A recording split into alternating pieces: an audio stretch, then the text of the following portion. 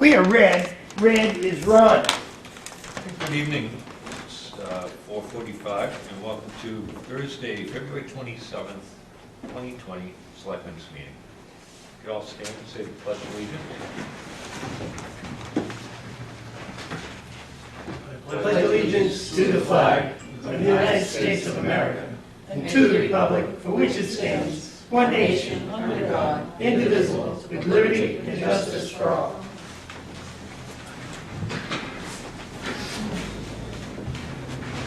Okay, so we got a busy and short night here, ending tonight at 6.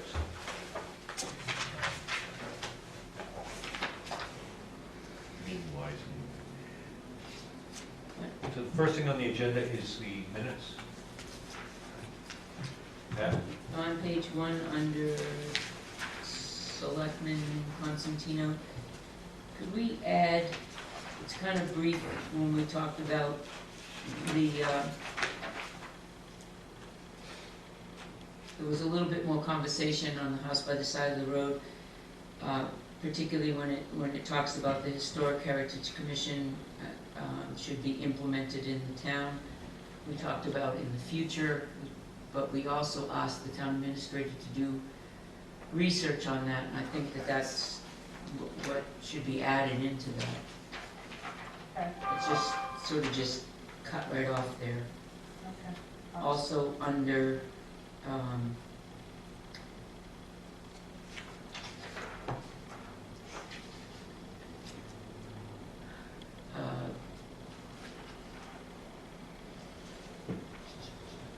under Selectman Scanlon's report, there was a little bit more that was discussed on the statute, and we ended up making a decision that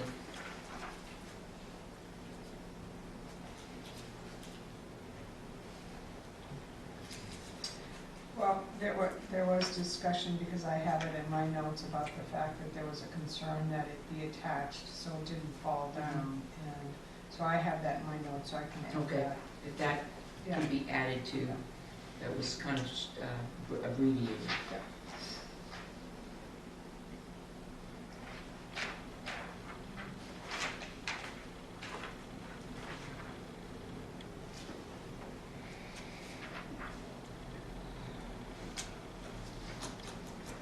Oh, yeah.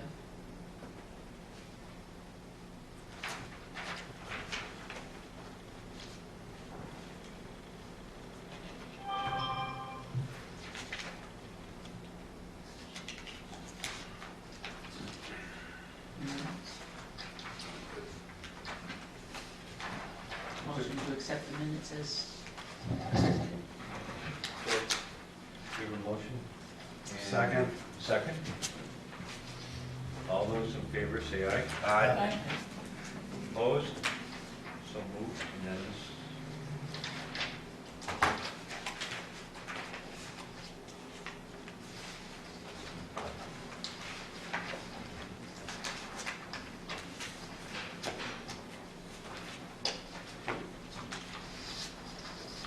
Could we have a donation from the Tilton Northfield Fraternal Association for $200? The donation is for the Riverside Park Maintenance Fund. Riverside Park. Riverfront. It says Riverside Park. We know. They give every year to Riverfront. Second. Any motion? Yep. No, yeah, so moved. So Bill moved. moves, and second? I'll second that. All those in favor say aye. Aye. Opposed? They usually send them a thank you. Yeah, it's, very grateful for That's very nice. Gee, citizens who have been donating. Do it every year. Very nice. Very nice. Okay, we also have a donation from Joseph and Sandra Plessner to the Town of Tilton Senior Center for $100. I make a motion that we accept the kind, generous donation by the Blessings I'll second that. Yeah, copy of that, All those in favor say aye. Aye. please. Aye. Opposed? Unanimous. Thank you very much, Joseph and Sandy.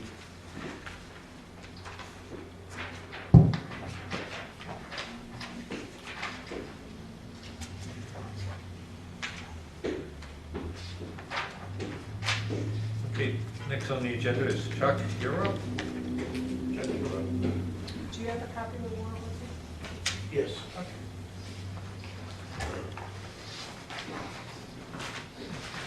You all have a copy of that.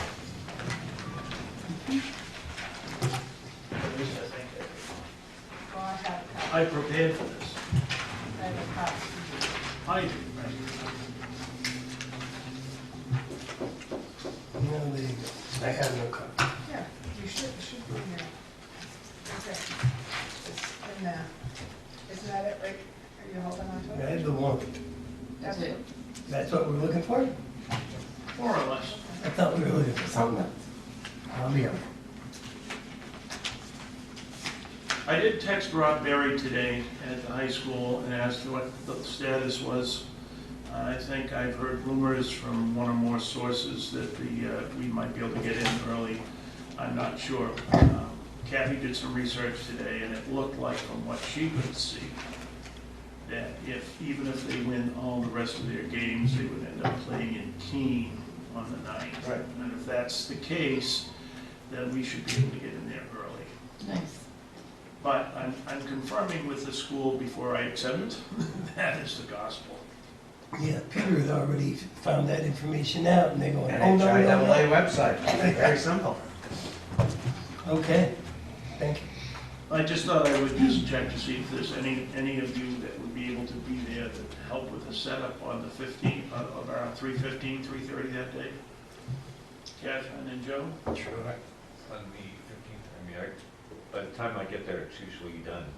This can is get there around 4. on Monday the 9th. Yep. I won't be able to get there till about 4. Yes, it would be till 5, so. Yeah. Well, if you I can can't get do there, it Pat, Monday the it may 9th. very well be helpful. I don't know. We'll see how I'll try. Yep. whatever I happens. can't be there Monday the 9th, Chuck.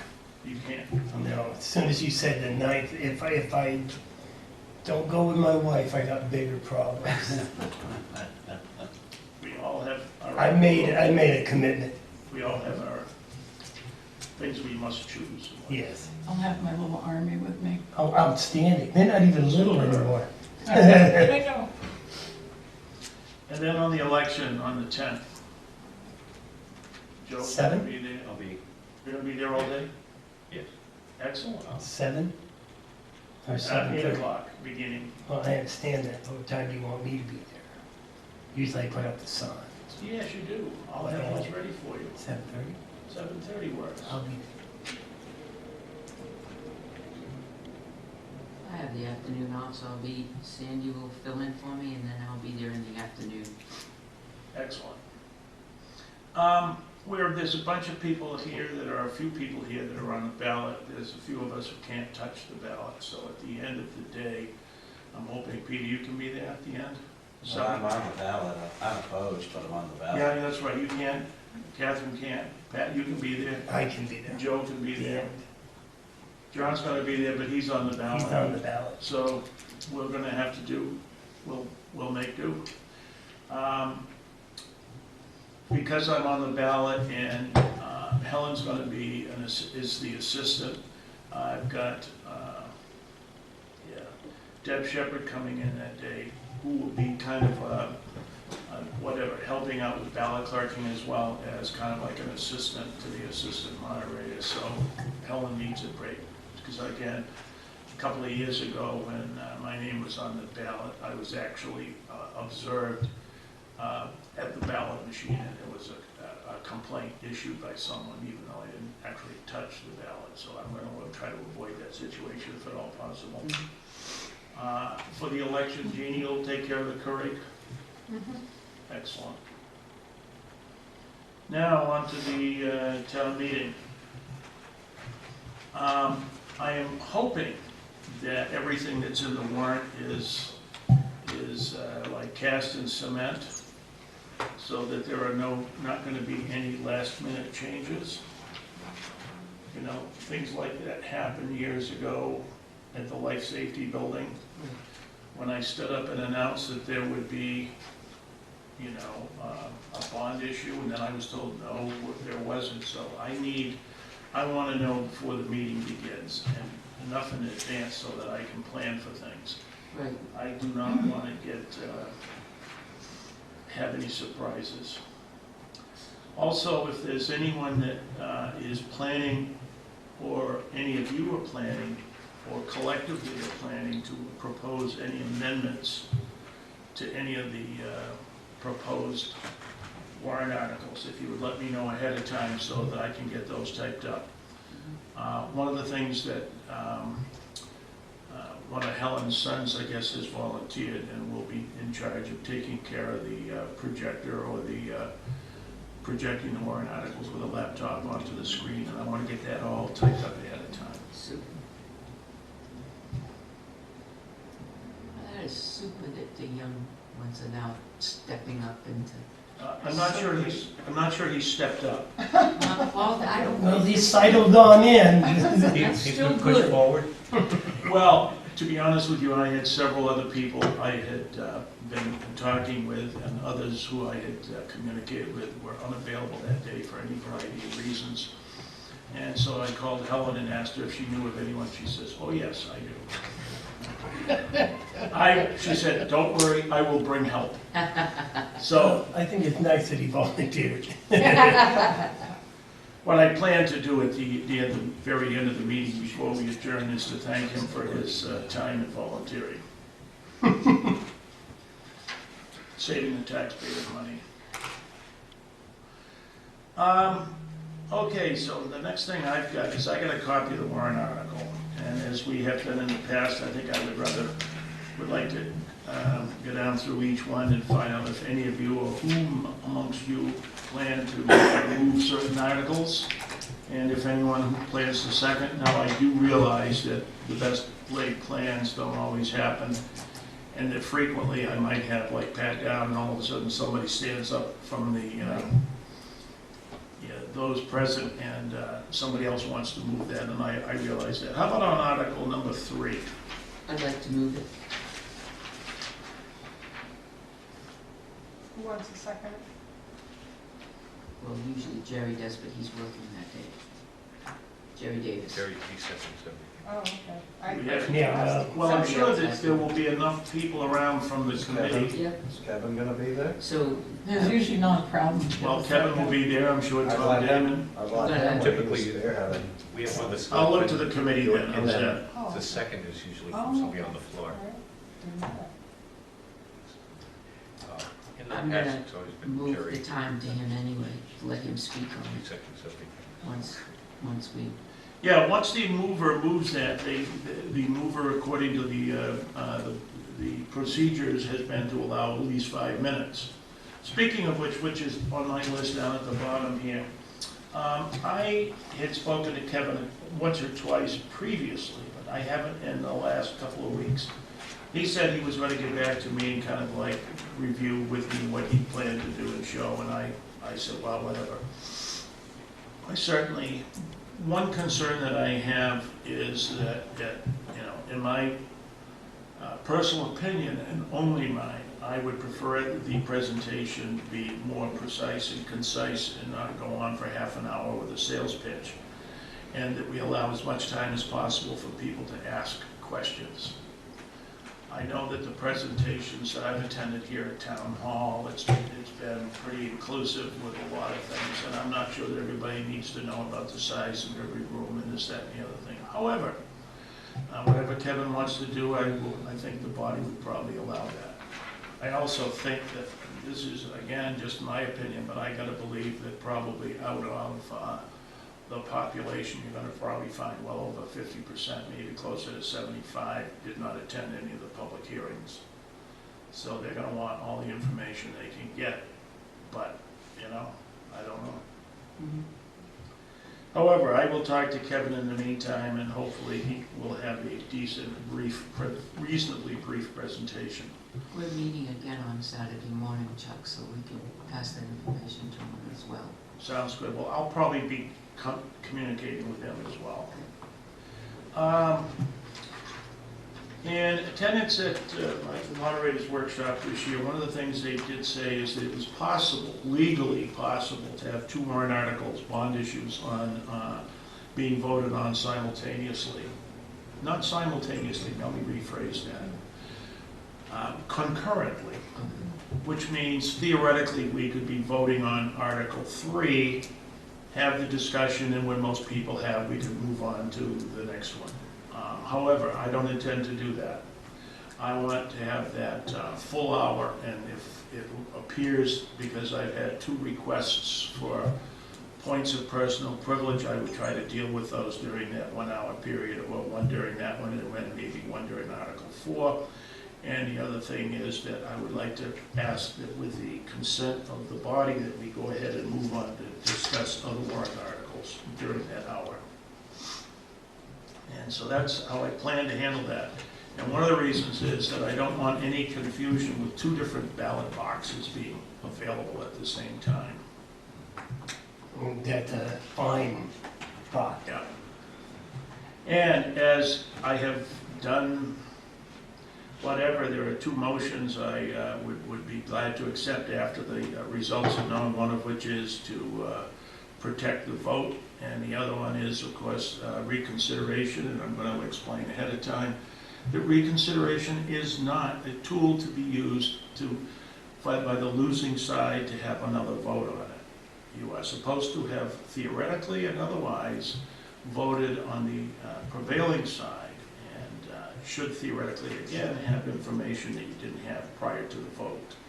So we'll see what happens on that, because I don't know what's going to happen. I don't think you guys do either, but I could foresee something strange happening that day. It could happen. Article number 4. Catherine. I'll just give it to you. Why? Peter Ford, okay. Excellent. Oh, then Catherine can do Is there someone here who would like to second it? Catherine can, and I can defer my time to her. We'll second it. One of us will second it to get her on. Okay, well, I have a question, my Catherine. Article number 5, Tilton Senior Center. Catherine's gonna open it. Okay, so Catherine's gonna, I have Peter on article number 4 to move it, and seconded by Catherine. I know there are other interested parties who, if she doesn't jump to it, the others will.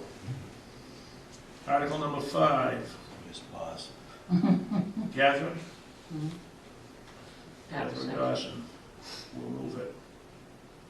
Pat will second it.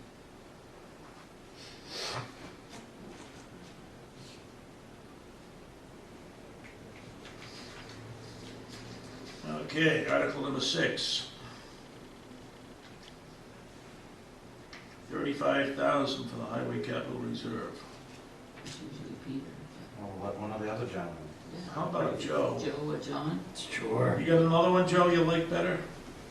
Joe, we'll have you, how about you want to do the one on Milfoil. milfoil? I'll do the one on milfoil. I want to do the solar one.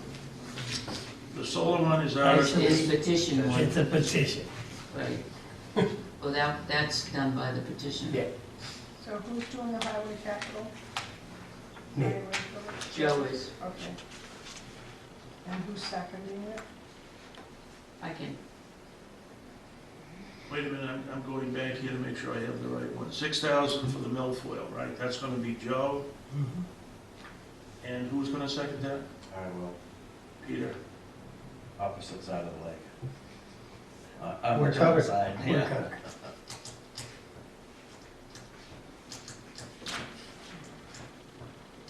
I think we will have, I'm hoping, some folks from the Silver Lake Association as well as from the Winnisquam Watershed Network there to speak favorably for article number 9. Now, let me go back to number 6, Joe and Pat. Joe and Pat. Joe and Pat.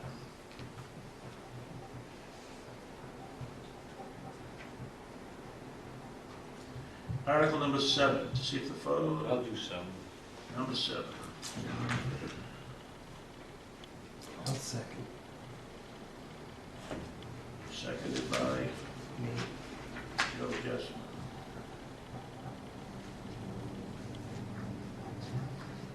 Number 8, see if the town will raise appropriate $9,000 to be added to the reevaluation capital reserve fund. Pat? Catherine, last one, come on, second it. Last meeting. Catherine? If no one else does. Yeah. I think you should second them all. She can be the official Official secretary. second.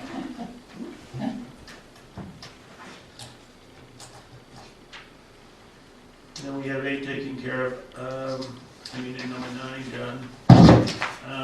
So the next one would be Article number 10. That's usually Jane. That is the budget. Yeah, so that would be, Jane's the chair, right?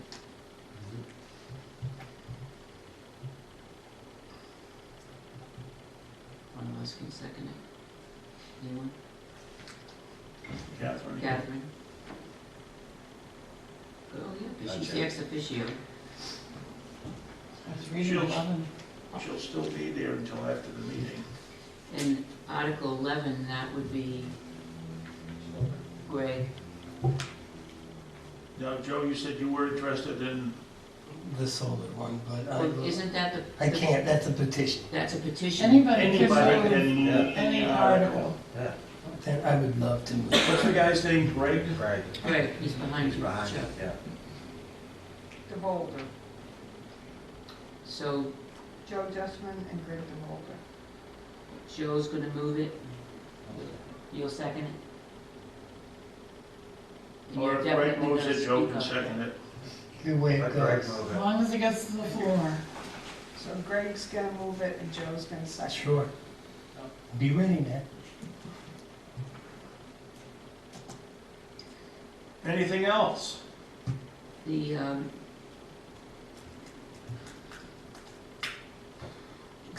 do you have to do Article 12?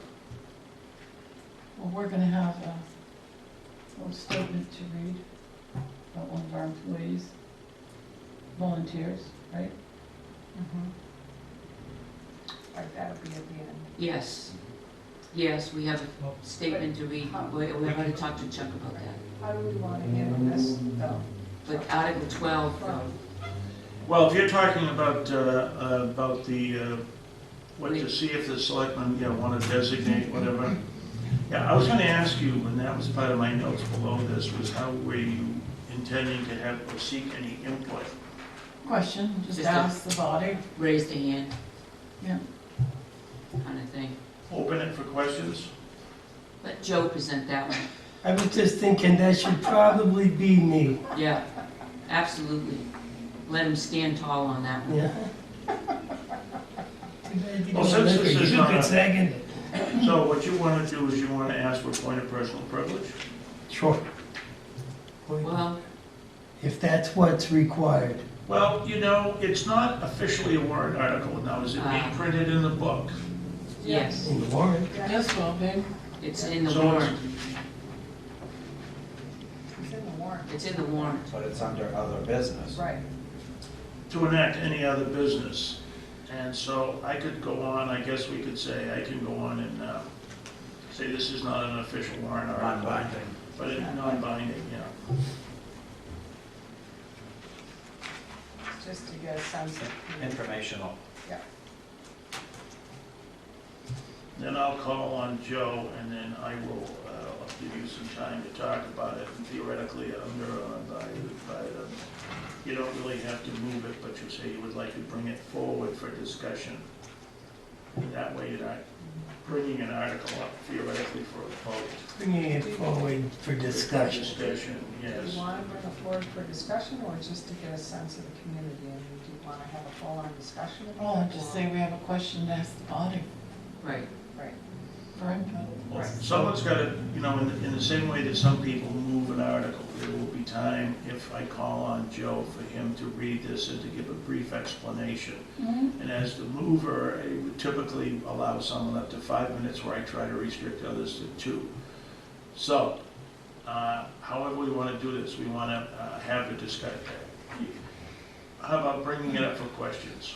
Okay, how do I approach this? You'll call Article 12, and I'll go, Mr. Moderator, I'd like to request a point of personal privilege.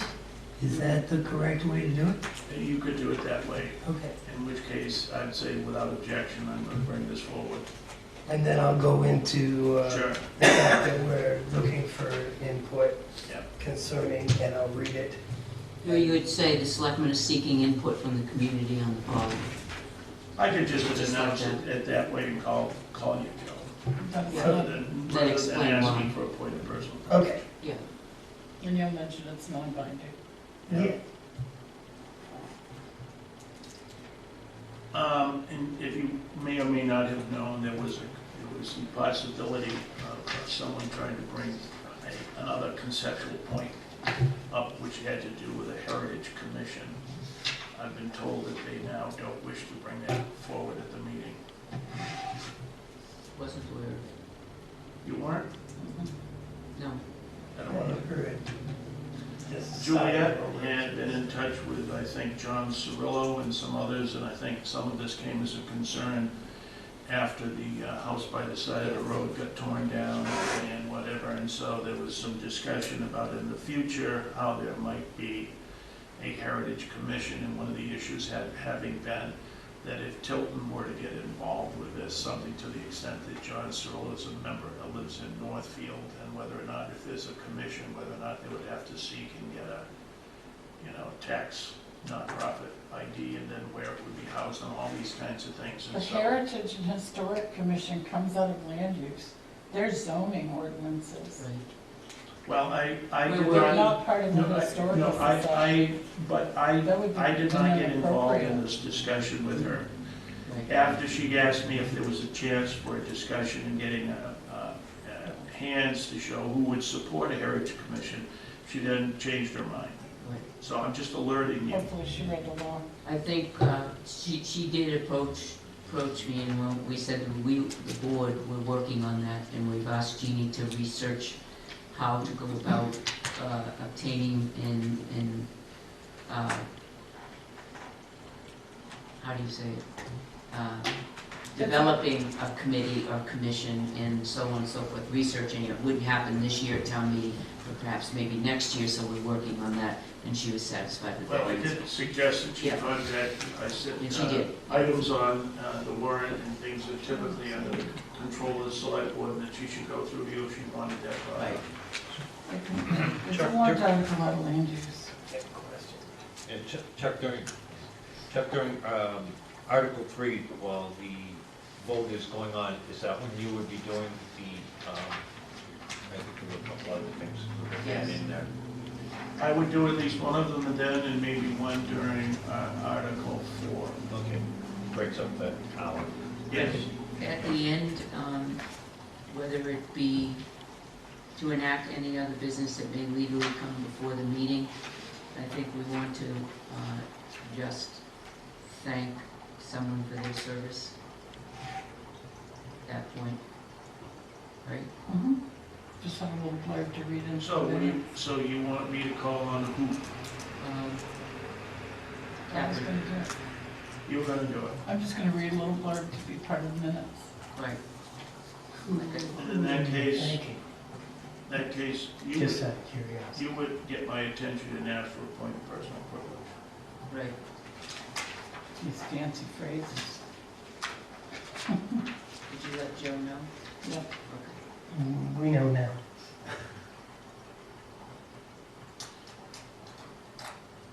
Well, you better let Jeannie know. She's giving me the... Oh, okay, yes, now I remember. And Apparently the black holes move that way.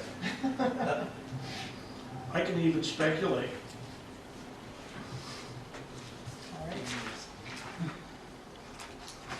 Oh, Can you see it? Okay. Anything else? I think that's it. Greg, did you have something Oh, I involved? was just gonna mention on the Historical Society and Heritage, that was not gonna be part of, there was no intention to have that inside the Historical Society. It was a separate discussion. Yeah.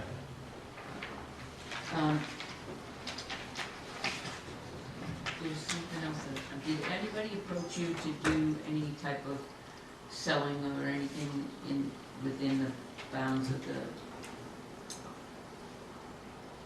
voting, You're talking town meeting day? town meeting day? I mean, like Girl Scout cookies or something? Out in the lobby. Or FFA or something? FFA, Girl Scout cookies? No, I have not, Compass.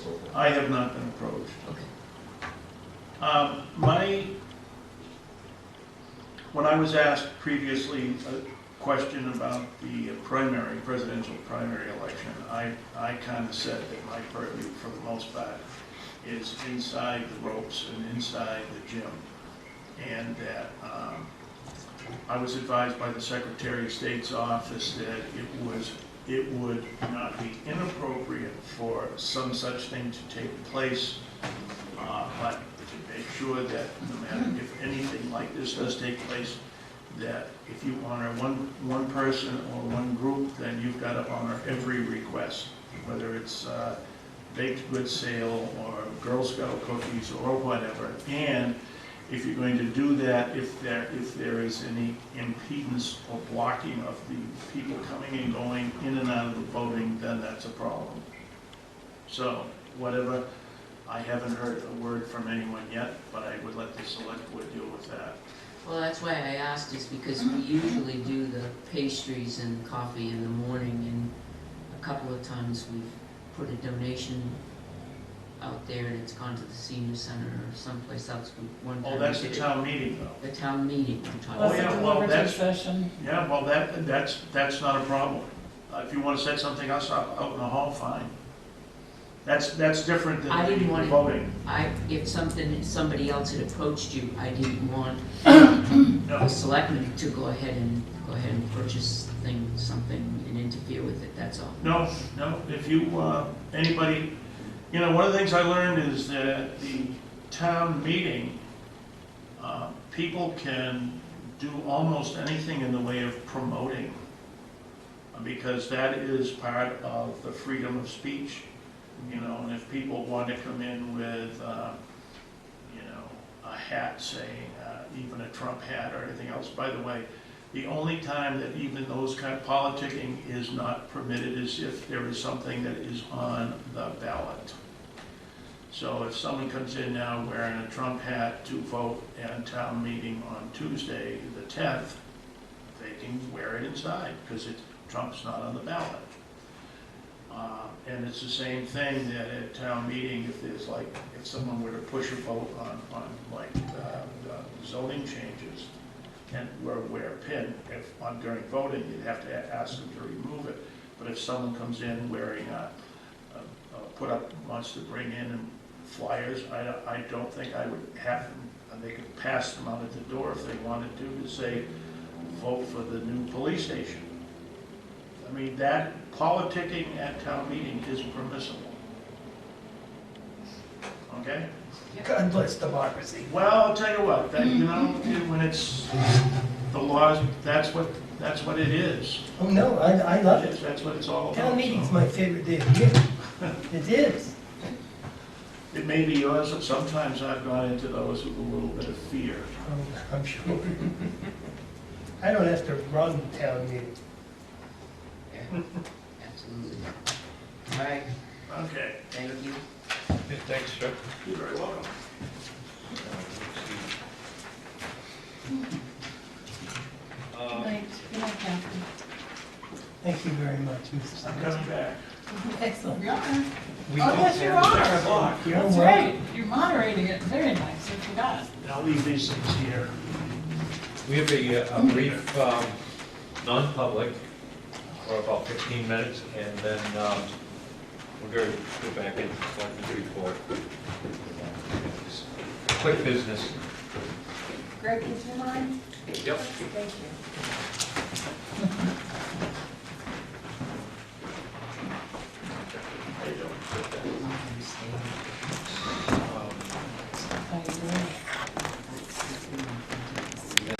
Sorry, got a little jumpy with the button.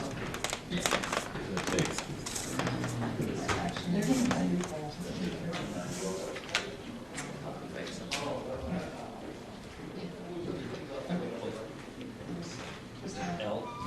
Can you do the final Jeopardy tune, Joe, while we're waiting? You got the whole Jane thing, and she's I not would say, yeah. running again, and The she's... camera's still on.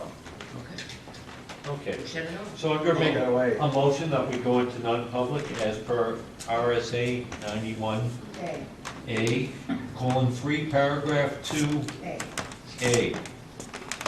Dismissal, promotion, or compensation, public employee, or disciplining of such employee, or investigation into any charge against him unless employee, one, has the right to a meeting, and two, requests meeting being open, in which case the request shall be granted. And roll call? Second.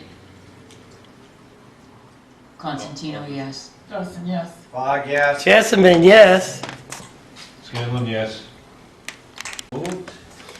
We are red, red is run, the time being 5:48. Let's seal the minutes of the non-public session as they pertain to personnel issues permanently. Aye. Second. All those in favor, say aye. Aye. Okay. Opposed? So moved.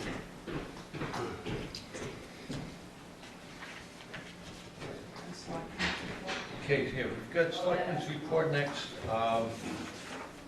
Catherine, you're first, everybody, so Donna was gonna try and be here for tonight, the thing, she asked while we all have our meetings, if we can make sure we talk into the microphone. Sure. Because she's got, sometimes everybody's kind of, I just have two questions.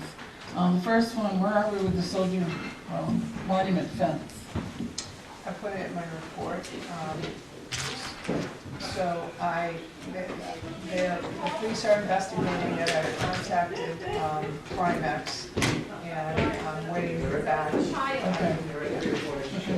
And have we arranged for refreshments at the deliberative session at town meeting on Saturday? Yeah. Good. I'm good. Will there be more people? Are you making it? Well, if Judy Tilton is providing some of the stuff, she makes the best creamsicle whoopie pie in the world.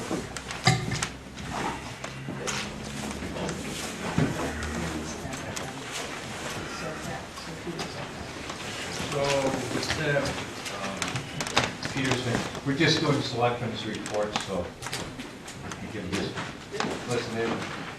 Make sure everybody signs the log, it's being passed around. I'm going to yield my time for my 20-minute speech when I come up in my election. There you go. And, thanks. Joe. Joe? Yeah, I was interested in if the veterans info, the updated veterans info got to the website. There was a discussion several weeks ago about adding some information for veterans who are seeking veterans exemptions and whatever, and I was just wondering if that had been done, moves to do. No, it's on the to-do list. Okay, all right, that's my whole thing. Oh, I do have a thing from Tim here, I can do that right now, make the motion? Sure. That was Okay. my thing. Here. No, okay. You beat me to it.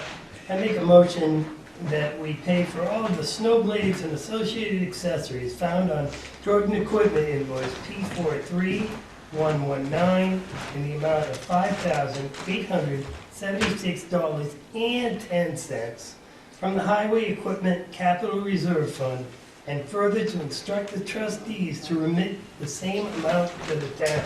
Second. Any discussion? All those in favor say aye. Aye. Aye. Opposed? So moved. Thank you. Is that it, Joe? That's it. Okay, so, you beat me to that one. Sorry, John. That's okay. The only other thing I have here,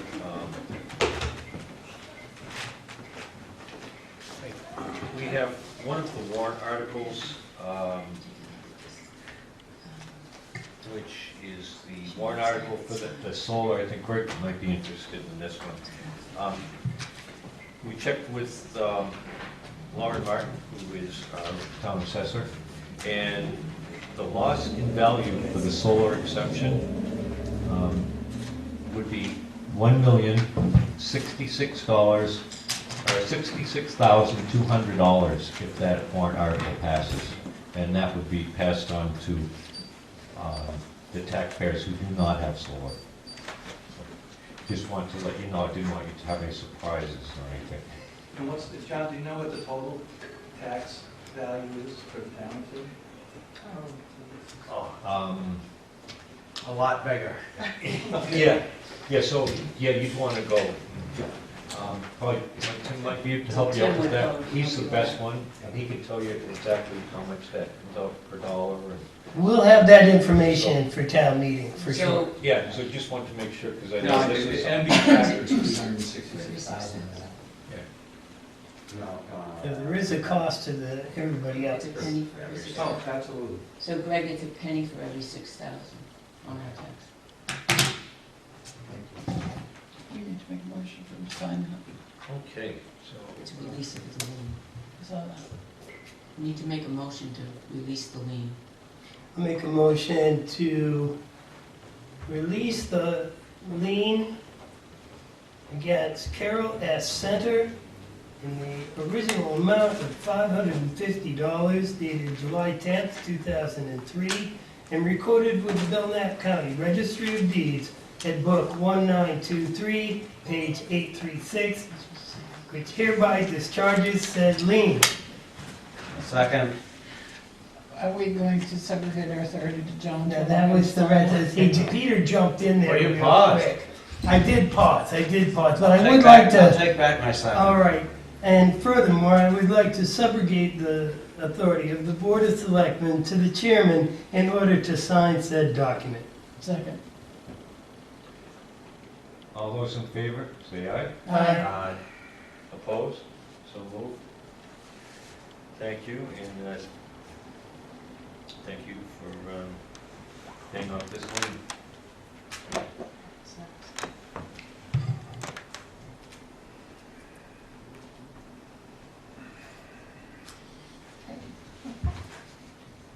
Okay, next is Pat.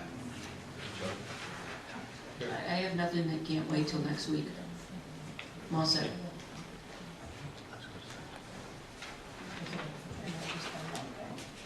And you? Okay, Jean. All right, I just have, you got my report, I just have one thing under action items that I need to answer from you, or just to see where you're headed. Do you want to renew the agreement with Tuscan Hill?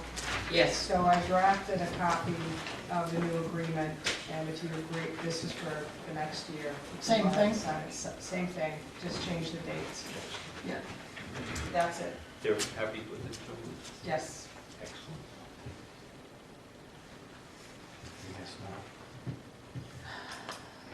We can say that's our agreement for parking in the Center Street parking.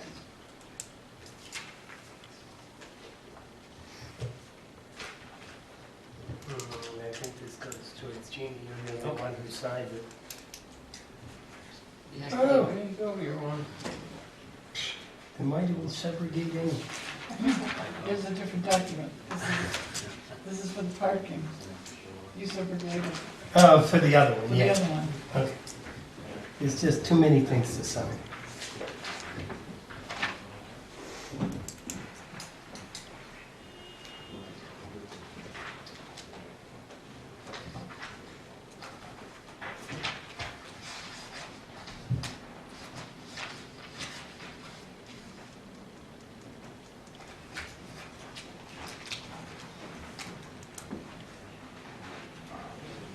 See, Bernard's renewing their haulers license, I'm grateful for that one. When does the contract come up? That's next year. Bernard. Yeah. Yeah, that should go on your list, we don't want to be surprised by that. Yeah. Did you sign everything in the two sign file? I haven't even seen it. No, haven't seen it. They changed the order tonight. Okay. It'll take me a couple minutes. Well, normally it does, tonight it didn't. Just saying. Yes, One of the things I have, this is great that everybody's here. Town report's out. I don't know if anybody's seen this picture. Anybody know where this is?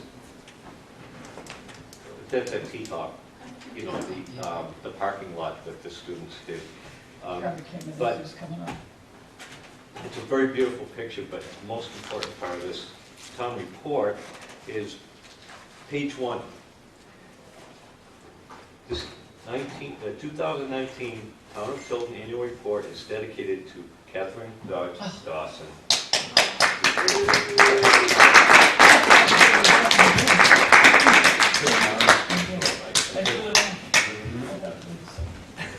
Catherine, she's dedicated 18 years of her life as selectman, and this is a collector's item. So, there you go, Catherine. That's Thank the you. first one off the press. First one on the press. That is We nice. will be available tomorrow by the 3rd. Wow, It should be coming soon. I spoke too early. I said, how did you get the first one off the press? I got it. Yeah, thank you, Catherine. And, Are we moving?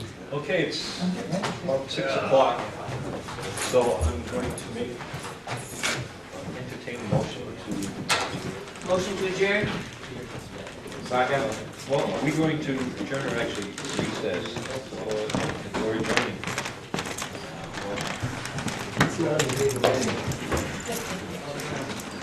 someone else can All take the those hot in favor seat. say aye. Aye. Opposed? So moved.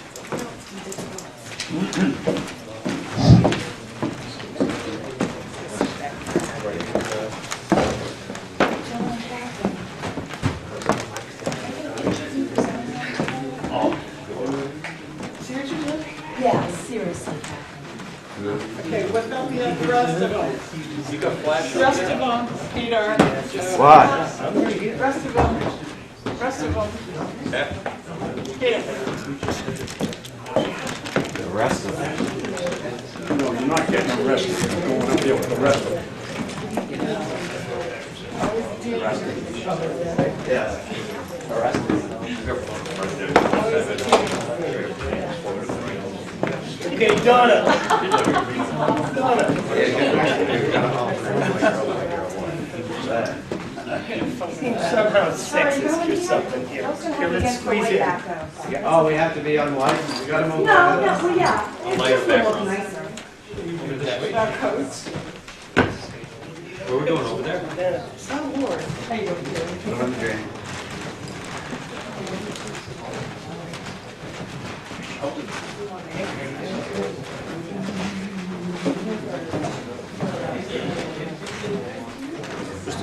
Mr. Moderator, pleasant good evening. Nice to see you, sir. Nice to be able to see you. Get in like a light job.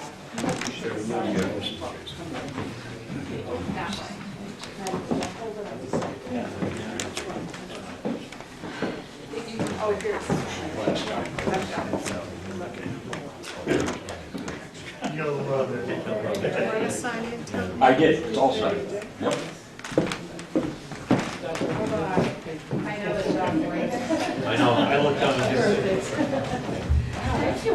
So Jeannie, do I now go to seat of honor? Queens. The king, we're gonna make it the king's. You can have a seat. Yeah.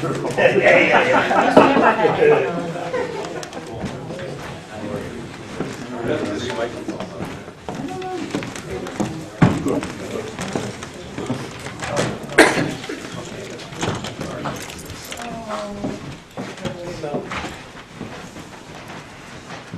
All right, let's carry on.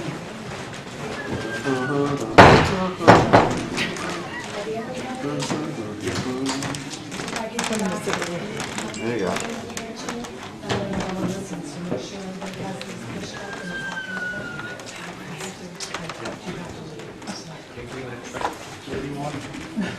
all the candidates. So, Well, the selectmen candidates.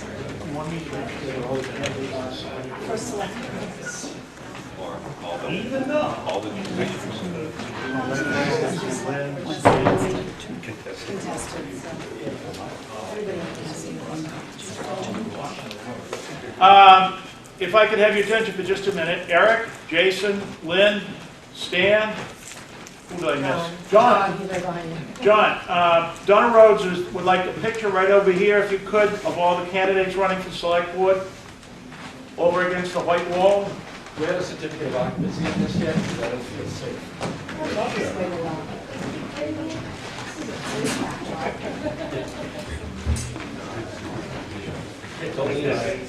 Sorry, she's got all government. Face to your left. How friendly. We have you sit here and you two stand on an angle and you two stand on an angle. Okay. It would be more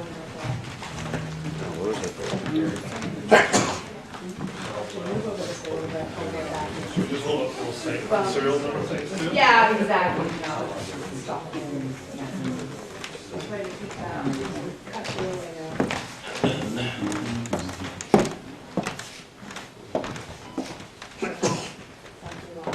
Sorry, I have to leave. I take the microphone so I can listen on the.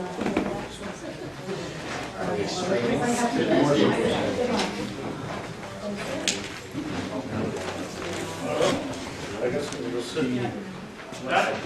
If you want to sit down right now, you can. I'm going to keep calling everybody up.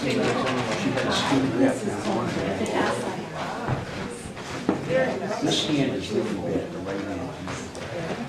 It's a big problem.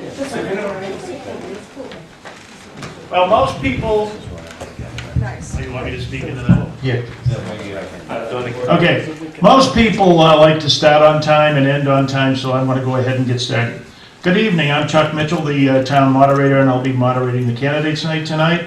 I want to thank the select board for setting this up, and also for everyone who is here.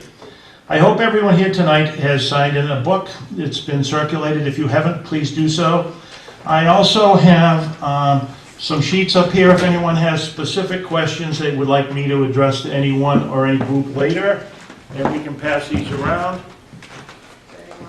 One of the requests had to do with Donna Rhodes, who wants to do a report on this, and she oftentimes cannot hear questions that are asked from the peanut gallery or from out here, and so she was asking those who can either have me repeat the questions or to have you come up to the microphone and ask your question. One thing I hope everyone will try to do tonight is to be brief, to the point, and concise. I'm going to try to ask each response, if at all possible, to try to restrict it to around 2 minutes. That's not a lot of time, and hopefully we'll avoid a lot of pontification. I'm going to ask the unopposed candidates running for office here in Tilton first to stand up and introduce themselves, and if they have something else that they would like to say, then they can do that within their time frame. And then I'm going to have the 5 candidates for the select board come up and take a seat, and I will have them all arranged, and we will get to each one of them in time. And then following our discussions and questions and answers with the candidates for select board, I will get to the fire and EMS, which there is no contested election, and then the school board, and there's only one contested election on the school board, and that is 2 candidates from Northfield are running for 1 seat. So with that, I'd like to just quickly start and give the chance for each of the following people. Peter Fogg, would you like to introduce yourself? Peter Fogg, running for my 9th term sewer commission, unopposed. I've got about a 20-minute speech. Chuck, can I go get it? Thank you. Jane Alden is running for trustees of the trust fund. Jane will not be here tonight, but I think most of you know Jane. She's been suffering from something. Pat? Shingles. From shingles. Oh, yes. Okay. Yeah. Supervisor of the checklist, I don't see Judy here tonight. Judy Tilton is running for re-election as supervisor of the checklist. Budget committee, Catherine Dawson. Speech. Catherine Dawson, I'm for seat on the budget committee. Guess I haven't had enough. Well, I guess that was brief enough. Thank you. Library trustee, is Carol Kerrigan here? No, she is running unopposed for library trustee. And my name is Chuck Mitchell, and I'm running for town moderator, and I'm not opposed. Thank you. Not opposed to running or not? Not opposed. We're just opposed, running unopposed. Oh, okay. I prefer walking. Still walking once in a while. Okay, if the 5 people for the select board will come up here, I'm seating you in alphabetical order. In case anyone wants to ask questions and doesn't know your names, I will be putting these out for you. Come right up.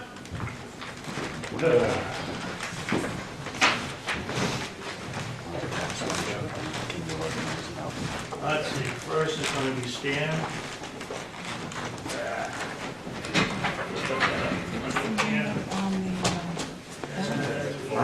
The balance sheet for take, what is the line? Eric. The Secretary of State changes it all the time. Right. Okay, the same way. While everyone's getting seated, I had submitted just basically 3 questions or 3 things that I asked people to comment on, and then I'm going to go down through and I will call on each individual to respond, and I will tell you ahead of time right now that the questions that I asked them to respond to was, well, first of all, introducing themselves and telling everyone why they are running for office here in Tilton or running for select board. The second question is, what do you think is Tilton's greatest strength, and it's also its biggest challenge? And then, what is the most important issue facing Tilton today, and how do you plan to deal with it? And so, on the very first one here, and I have a speaking order, I'm going to start with Eric. First one, introduce yourself and tell us why you're running. Okay. Hi, thanks for coming tonight. My name is Eric Pyre. I am a resident of Tilton since about 2001. My wife's birthday gift to me was to buy our house. So I raised my 2 children here. My daughter just graduated from Winnisquam High School in December, and I also have a newly licensed son who's 16 years old. So Chief, watch out for him on the road. So to do that. I am running for selectman because I think I have a lot to offer the town of Tilton and the residents of Tilton. I've served on numerous different committees and boards in the town. I've been on the planning board. I am currently on the planning board. I'm on the zoning board of adjustment. I'm also an elected fire commissioner for the Tilton Northfield Fire District, and I'm also sitting on the police building study committee. So I think I can take all that knowledge and really make a difference in the town. I've watched the town grow, and I love it here. I raised my family here, and my parents are jealous. They live in a nice, I grew up in a fairly nice town in Massachusetts, and my parents don't have septic or sewer. So they're jealous of that fact. So that's one thing I can always take home from my parents. What's the next question? Or we just Nope, I'm going to go right along. The next one Okay. is Stan Brown. I'm Stanley Brown. I live up on Caleb Hill. I've lived there for almost 10 years now. And a few years back, my birthday's in February, so I come to register my car in February. And one year, I asked them, what's the whiteboard for? And the whiteboard was all white. There was no names on it. And they explained to me that's where you sign up to run for office. And what are some of the things? And they talked me into joining the budget committee. And I was on the budget committee for a few years, and I think I had a unique perspective on the budget committee in that I was new to town at the time. I learned a lot from it, and a lot of the learning, I think I taught a lot of people, because a lot of it was, explain to me why we do it that way. Explain to me why you want it that way. I don't have any preconceived notions going into it that I have support from this group or from that group. I don't have certain support from this department or that department. Everybody has to sell it to me specifically on the merits of what you're trying to do and why you're trying to do it. So a few years ago, the people running, and they said, well, why aren't you going to sign up again? Well, I had to go back to college. I was in middle management for a corporation, My wife and I, she grew up in Sanderton. We moved all over the country. In corporate world, when you don't have a college degree, you have to move and do the next project, do the next thing. Move to Colorado, move to Montana. She moved to Georgia. She flew all over the world, and we ended up back because she grew up in Sanderton, and that's where we settled in here. So I think I have a unique perspective of a lot of different towns that I lived in, a lot of different experience, a lot of different things on different ways of seeing things. And like I said, I come in with a fresh face and a fresh, and as you see these committees and different things in the town, I respect all the people that are on them. Catherine was on the thing this year because she's put so many years into it, but she's on this committee and this one. And the same people are on the same things. It's great that we have them, but I think we need more fresh faces and more things. And this year on the whiteboard, Catherine was running for budget committee, and John at the time was only one of 2 people. So it's like, well, I'll run for something and see what happens. I think I can give that unique perspective that others can't give. Thank you. 205. Next person, Jason. My name is Jason Reddick, I live at 570 West Main Street. I too have been in Tilton for at least a couple decades, and have been born and raised in New Hampshire for most of my life. And I've grown very attached to Tilton, and as I enter a different phase of my life, and I've decided that it's time to get more involved. I've been involved as a sewer commissioner. I'm on my 5th term there. I've served on the Fire District Budget Committee on the first year that it was conceived. I was a charter member there, served a couple of years, and then just wrapped up this past year as the chair of that Budget Committee. What else? I currently work for the state of New Hampshire. I run state and federal surplus properties, so I work with towns and cities to get them resources through the federal government. I also manage all the state and all the leftovers that the state agencies drop off. And it's given me quite a perspective of spending, underspending, overspending, and best use of resources. For the past 30 years of my working career in various jobs, I've either been a business owner or a business manager. And I think those are the resources that I can bring to the table. The select board generally makes good decisions, but as a board, sometimes the decisions that are made, sometimes there's some poor decisions. I've made bad decisions in my life too, but I notice the board makes, on the poor decisions they make, it's a 3-2 split. That's because 2 people are for it, 2 people are against it, and somebody might be caught in the middle. I'm not the person that's typically caught in the middle. I like to inform, I like to be informed, I like to do my homework, check facts, and I also like to seek what everybody's motivation is in a decision to achieve buy-in. I sat at this table a year and a half ago looking for an interim seat on this board. Didn't go my way. I came here a year ago asking for votes. It came very close.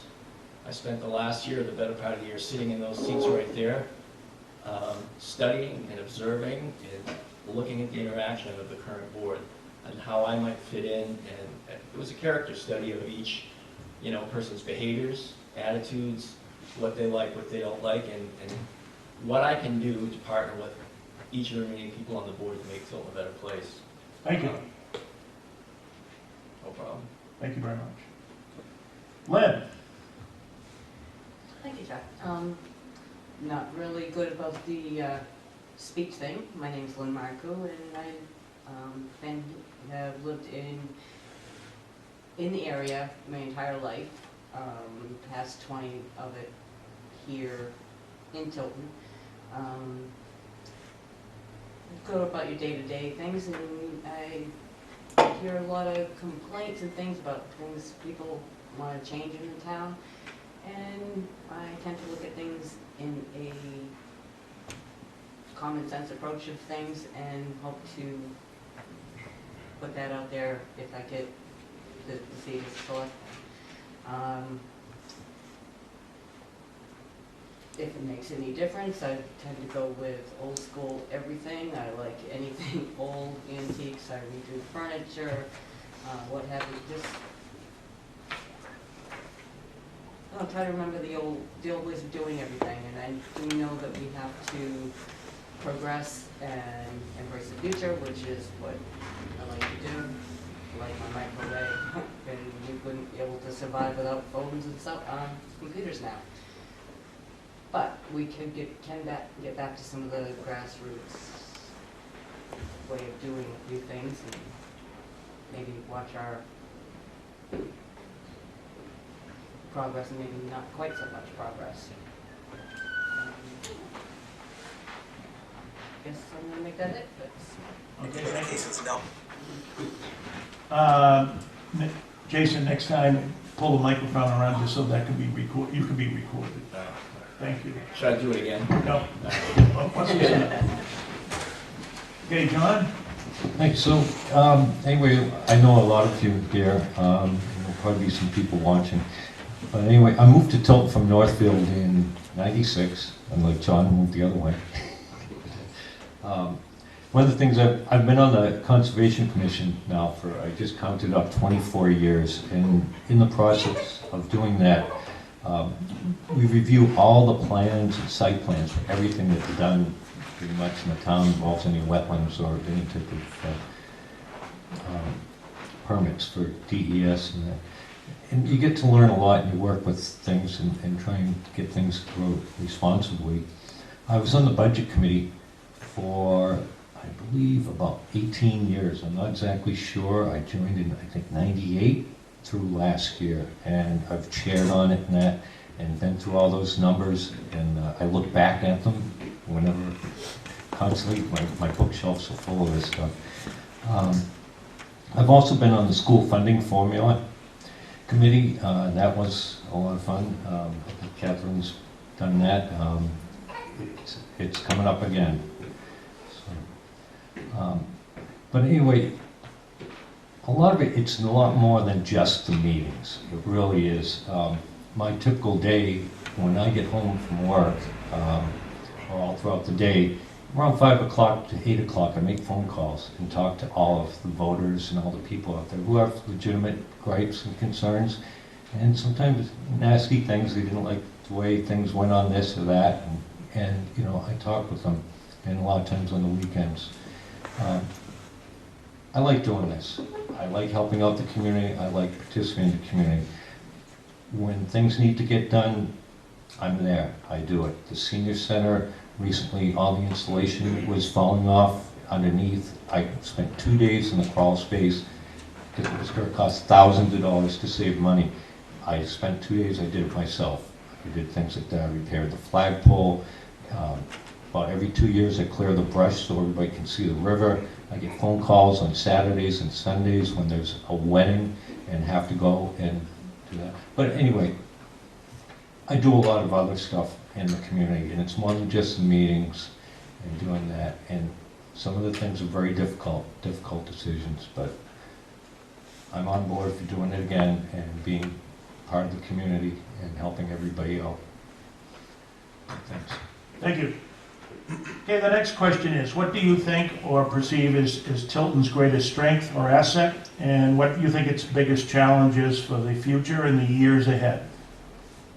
And this time, I'm going to start with, let's see, Lynn. Well, I think our greatest asset actually is our location. We're good access to absolutely everything. Obviously with exit 20, you have access to 93, north, south. You can go east or west on Route 3, use our back roads and get there quietly, although over possibly bumpy roads. Things have changed an awful lot in Tilton. I don't know how many of you remember, but probably 35 years ago or so now, where exit 20 is, most of those lights were not. We had pipes on one side of the road, Tilton Sand and Gravel on the other. A little bit further, there was Tilton 500, go-kart racetrack. Went there quite a bit when I was a kid. We're never going to get back to that kind of thing. We kind of have to embrace what that brings. But on the other hand, it has taken a lot away from downtown. it would be nice to find some way to get more activity from some of that traffic that comes in for the stores down to downtown. We have a lot to offer. It's, you know, you've got the nice small town, we've got farms and rural areas out on the outskirts, and that's where I'm from, that's where I'm happiest, but it'd be nice to get everybody to see some of that, and all of those people that live there have as much say with everything that goes on in this town as the people that are right here. And I would like to be able to stress some of that.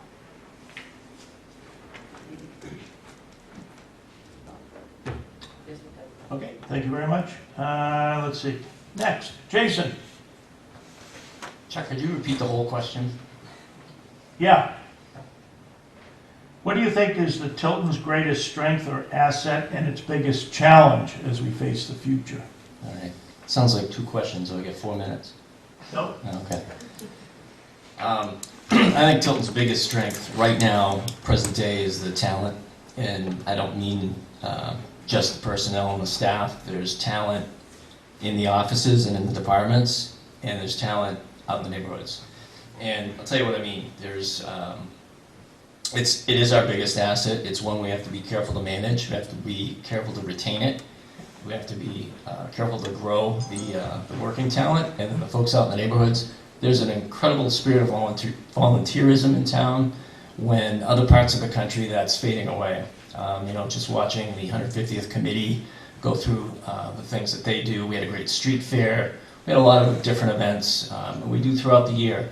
You know, people at this table are part of those things. So I think the people are what's going to take Tilton into the next phase of things. It's not about buildings. It's not about budgets, although I'm very passionate on budgets and numbers. But I think Tilton, because of its location, is going to continue to evolve and change. And the biggest way to control our growth and commercial development and all the challenges that hit a location like Tilton, it's the departments that are going to have to work together with conservation. It has to be spot on with planning board. It has to be firmly aligned with zoning. It has to be firmly aligned with the planning office and code enforcement. And sometimes we miss the mark on those things. And I think there's an opportunity to get better by improving our talent, aligning our talent, and meeting those challenges with everybody in the departments. Thank you very much. Next, John Scanlon.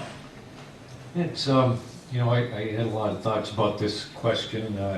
We all got the questions ahead of time so we could think about it. And, you know, and just like Jason said, our biggest strength is all of you, all of the citizens in this town. The momentum that you as citizens have gotten going on the Historical Society, people, Main Street, it's just phenomenal. The growth, the parade, look how many people were in the parade and the floats and, you know, just the whole thing. The biggest challenge is keeping people involved in a positive way. There's plenty of stuff to get on Facebook and gripe about, but that's not going to get us anywhere. That's only going to set us back. We all have to work together and move forward and keep things moving so that they're in a positive way. We also have to make sure that we always set realistic goals and not just say, hey, you know, we want all these things. If we looked at a charrette from, I think it was about 15 years ago, and looked at downtown, we're like, what were we ever thinking when we look, you know, when, you know, the Main Street thing. So we're working now, and I've been working on it along with the people in town, getting some realistic goals and involving the citizens, which is the community spirit's right up there now. Thanks. Thank you. Herrick. Yes, sir. You're next. All right. Greatest asset. Greatest, what do you think is the best, greatest strength of the town, Yep. its or its assets, and the biggest challenges? Our greatest asset in this town is, as Ms. Marcoux said earlier, is our location. We're essentially located right off of Interstate 93. but exit 20, everyone's mentioned exit 20, but we also have a very important exit right over here, exit 19. Exit 19 is our future. The way we have to get people, I played hooky yesterday from work, from the afternoon, but I was going out to lunch, and there was a tractor trailer carrying new cars that was making a right turn at the lights to go up to AutoServe. I followed it. And I said, how do we get more of those people to do that? We have an asset over in Northfield, that is the Highland Mountain Bike Park, and we have a lot of people that, they don't stay in Northfield because there's not any hotels in Northfield, but we have hotels here. How do we get those people to come downtown and revitalize our downtown? We also have the city of Franklin, which is revitalizing the river, and kayaking, and how do we get those people to come here to Tilton? That's really where we have to go. We also have a lot of challenges with our limited open spaces left in town and making sure that's properly developed. I've seen some things about a solar array and, going in, and part of me goes, well, hey, that doesn't, that generates tax revenue, but I don't need the police to control it, so I don't need to increase my town services and raise taxes that way. So we have to really look at how we're going to develop our remaining open space here in town. That's going to be really a challenge going into the future. How do we develop what's left of Tilton? Most of exit 20 is developed. It's where are they going to go now? We have to revitalize downtown. I know that's a focus of a lot of people, but how we do it, we have limited time on how we can do it, and I think that's really where our focus has to be. Getting people to turn right off the highway and getting people to come off exit 19 is really how we're going to have to do it. And, working with our neighbors in Northfield and Franklin and getting people, because again, they're going to go to Franklin, they don't have a place to stay, they have to stay here in Tilton. So how do we capitalize on that? Thank you very much. Stan? I just want to let everybody know I did not play hooky from work. Been watching too many debates, so you had to throw that in there. This is the question you wish that you were first. As soon as the email came across, the same thing went through my head. The greatest asset in this town is the people. And the reason why I say that is the people in Tilton have respect for and prioritize strong police department, strong schools, great roads department, great people. It's a well-run town. And the second thing that came to my mind right away is the geography of it and the opportunity that we have. And the opportunity that we have moving forward in this, when I first started with the budget committee, it just amazed me that a town so small had such a high budget. I couldn't understand it. And you learn more and you find more and you say, well, that's well spent, that's well done, this is well done, that's well done. Well, it's the commercial base is the reason for it. Commercial base of exit 20, we call exit 20, but just that base right there, in that the opportunity of the future for that is to keep it strong. When Shaw's left, I was so glad the Hobby Lobby came in there and it didn't start becoming empty building, empty building, empty building. You start seeing that in people's downtowns. Franklin's working hard to try and get revitalization. One of the issues that Franklin has, I work in Franklin, the people have to have a long commute. Their longest commute of their hour-and-a-half commute every day is getting from Franklin over to the highway. The issue that Laconia has, another bigger city than ours, but it doesn't have the exit. It doesn't have the opportunity. What opportunity does that have? When big stores and regular stores are closing, keeping exit 20 strong means that everyone that lives up north will come to us. People who don't want to go to Concord will come to us. Laconia, if Laconia doesn't find a way to get people and the traffic problems that Franklin has, the traffic issues that Laconia has, we have the opportunity to keep that. I'm over my time, but my answer is in the future, just to build on that and not to be afraid of progress, because that's one of the great strengths of this town, is to keep doing what we do it well. Thank you. Let's see, next question. If you are elected, what do you think is, how do you think of what, well, actually, you've kind of verged already or touched on it already by facing what the biggest challenge is, but what do you hope to accomplish if you're elected as selectman? What do you want it to do? I mean, we've now heard from you about our strengths and some of our challenges. How or what do you think you can accomplish as a member of the select board? And this time, I'm going to start with John. So, I took some notes, and the most important issue and how to accomplish it is stabilize and grow, yet growing in a responsible way. With the help of Jeannie Forrester, our town administrator, we've just now gotten the economic revitalization zone set up for Business Park Drive. That's great. That encourages businesses to go and build real jobs up by, on the business park that we have, and it doesn't run traffic all through town and cutting the back roads and everything. That is huge. And it will be, get some good jobs so the kids won't just be, look to be a manager at Taco Bell for the rest of their life or something. But this is the way, things like this is how I like to deal with it, is incentives to get people in there that will not fall back on the taxpayers. Because when businesses go in there, they're going to pay big taxes, and that reduces the homeowners who are really get hit hard. Just the other thing is we're working on the charrette and along with the Downtown Association, to keep the businesses in the center of Tilton viable and keep them thriving. Right now, we're doing really good. We have a very low vacancy rate compared to a lot of other towns. And if you come down here at night, there's people down here. We've got some restaurants. We've got just a variety of different stores that are opening up, and people want to be here in Tilton. So that's real important to keep that going. I think that's about it. Okay, very good, John. Jason? Well, my plan is to not have my plan. My plan is to continue to partner with my neighbors, continue to partner with the select board, and to be more of an active listener. Do I have access to grind? Do I have personal agendas? I think everybody does, but it's really not what I want to accomplish. It's what I want to see is best for the town, and what I think the town can manage together. As I said earlier, we've got a lot of good things in place, but I think we have some opportunities to spend a little better, to manage things, people, processes a little bit better.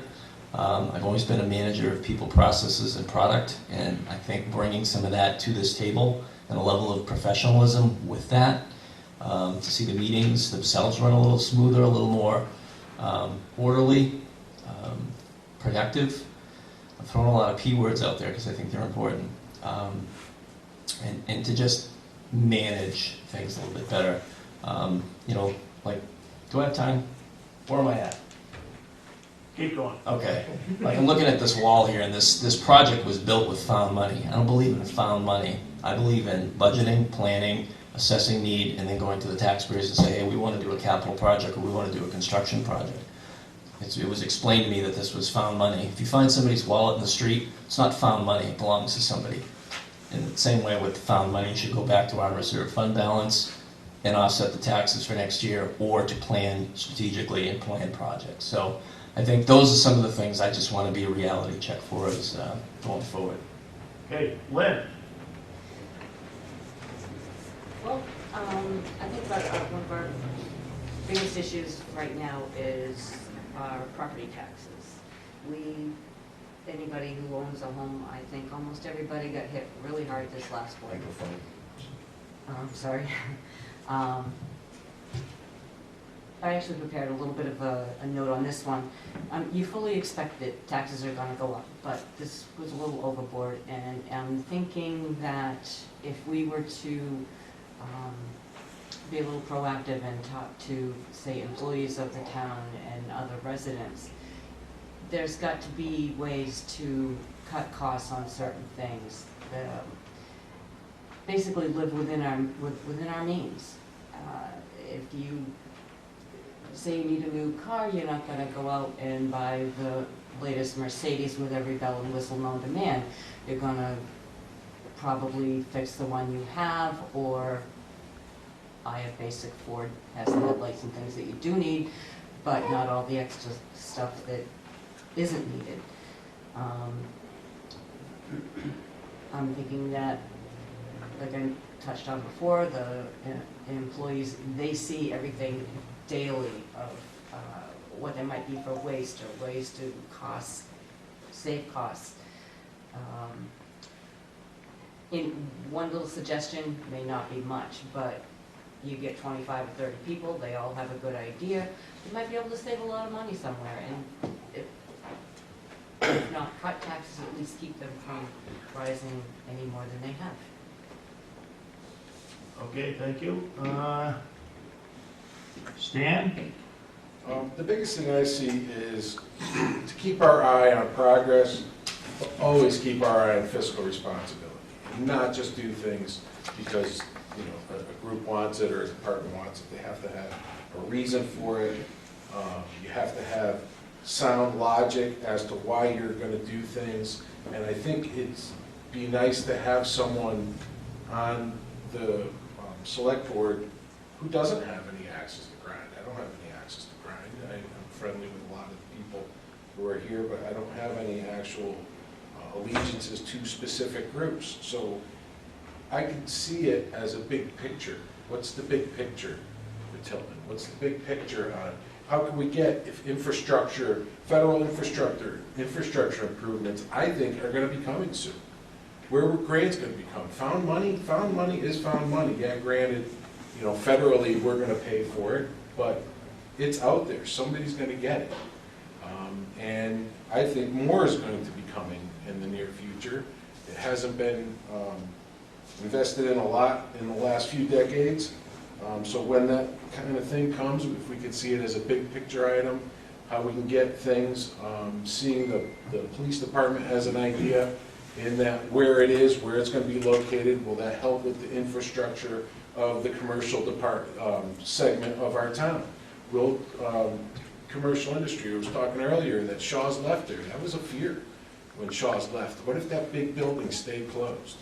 What if the windows started getting broken on that? And that Hobby Lobby going in there was big. And how can we look at big picture to make it so that commercial industries want to come here and make us an opportunity that other towns and cities around us just won't have. Very good, thank you. Eric? Yes, sir. I think I bring to the table a unique ability to listen to both sides and not judge either one over the other. I worked on the police building committee, and you know we worked as a group on that building and finding a location. There was a lot of hard work put into that, and you know it was not. You know, I had my thoughts. Everyone on that board, Jason was on that board for a while, and we all worked together. And I think I have that ability to get people to work together. Sometimes I take my my professional life and I bring that and be able to get that. And in this town, you know, we have to reach out and get to and contact our neighbors and work with our neighbors and make this whole area better. You know, it's, as I said earlier, getting people off exit 19. If they're going to go to Franklin, let's get them to come here. And I think I can, you know, bring that to the table and help us. We have to be able to plan our city, our future growth so that we get maximum revenue, but for the lowest cost. Nothing against the chief, but, you know, let's get something in here that maybe doesn't burden our police services. Let's get something in here that gets us, you know, tax revenue to lower the burden across the table for everyone, not just certain things. So I think we really have to plan that way for the future. And I'll end it there. Thank you very much. Basically, I have gone through the list of things that I had submitted to these folks. And now, if there's anyone here who has a question or would like to ask any questions, if you want to address it to a certain individual, you may. If not, then we'll try to get responses from each person up here. Yes, sir. Sure. Good evening. My name is John Ciriello. I'm the chairman for the Historical Society. First of all, I want to say thank you to everybody that's up here for wanting to give you service to the community. I know that some of you have been on different boards, some of you haven't, but it's something that you're working 24/7 on, as John knows and the other selectmen too, but thank you very much for doing what you're doing. So we started our society just a year ago, and we've had a groundswelling of interest in the town. The pride that people have in Tilton is overwhelming, and it's, again, what you've all said, we're in location. People coming up from Massachusetts, this is their first stop. We're the gateway to the Lakes region, and we don't want them just stopping here to go and get gas and continuing on. We want them to pause and stay in town for a little while. If our downtown looks like every other downtown, then they're not going to be hanging around. We have a lot of history in town, and we have a great story to tell, and there's a lot of people that are willing to listen to it. And so I have two quick questions for everyone. The first one is, do you think the town's history is important? And the second one is, what would you like to see happen in the future to revive our historic identity? Good questions, John. Thank you. It's a good question, but I take the first one, like, do you think there's a good history in Tilton?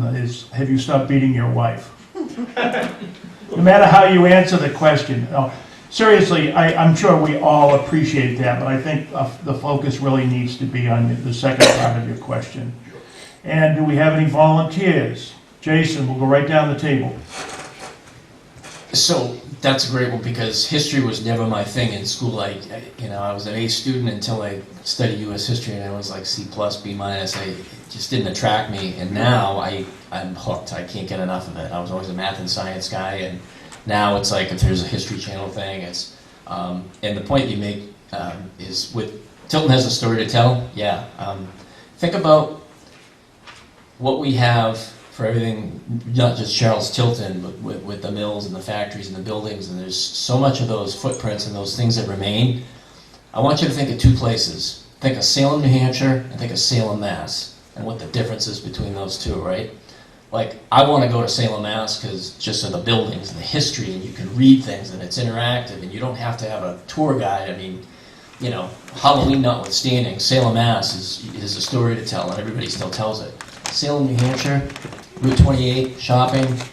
I don't want Tilton to look like that. I don't want it to look like Hooksett. I don't want it to look like Manchester. Me either. Tax benefits for growth in Tilton didn't happen. My tax bill went up $2,000 as a resident, okay?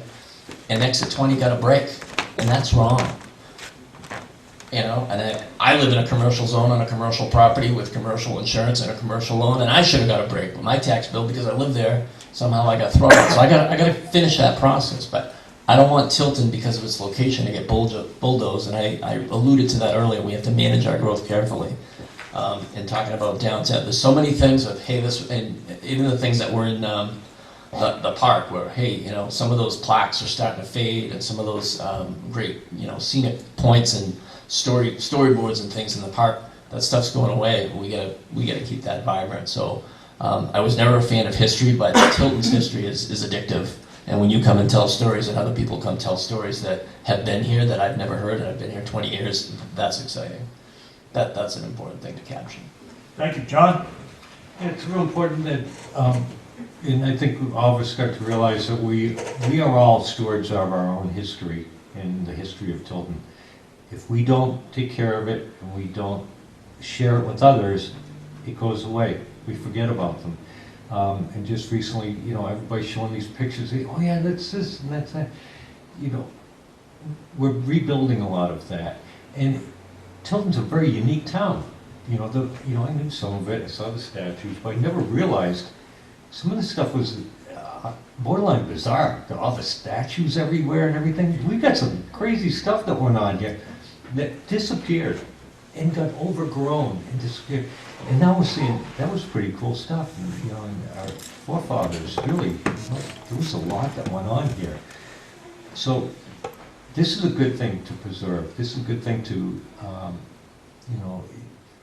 in keeping downtown full and the businesses going, keeps them here.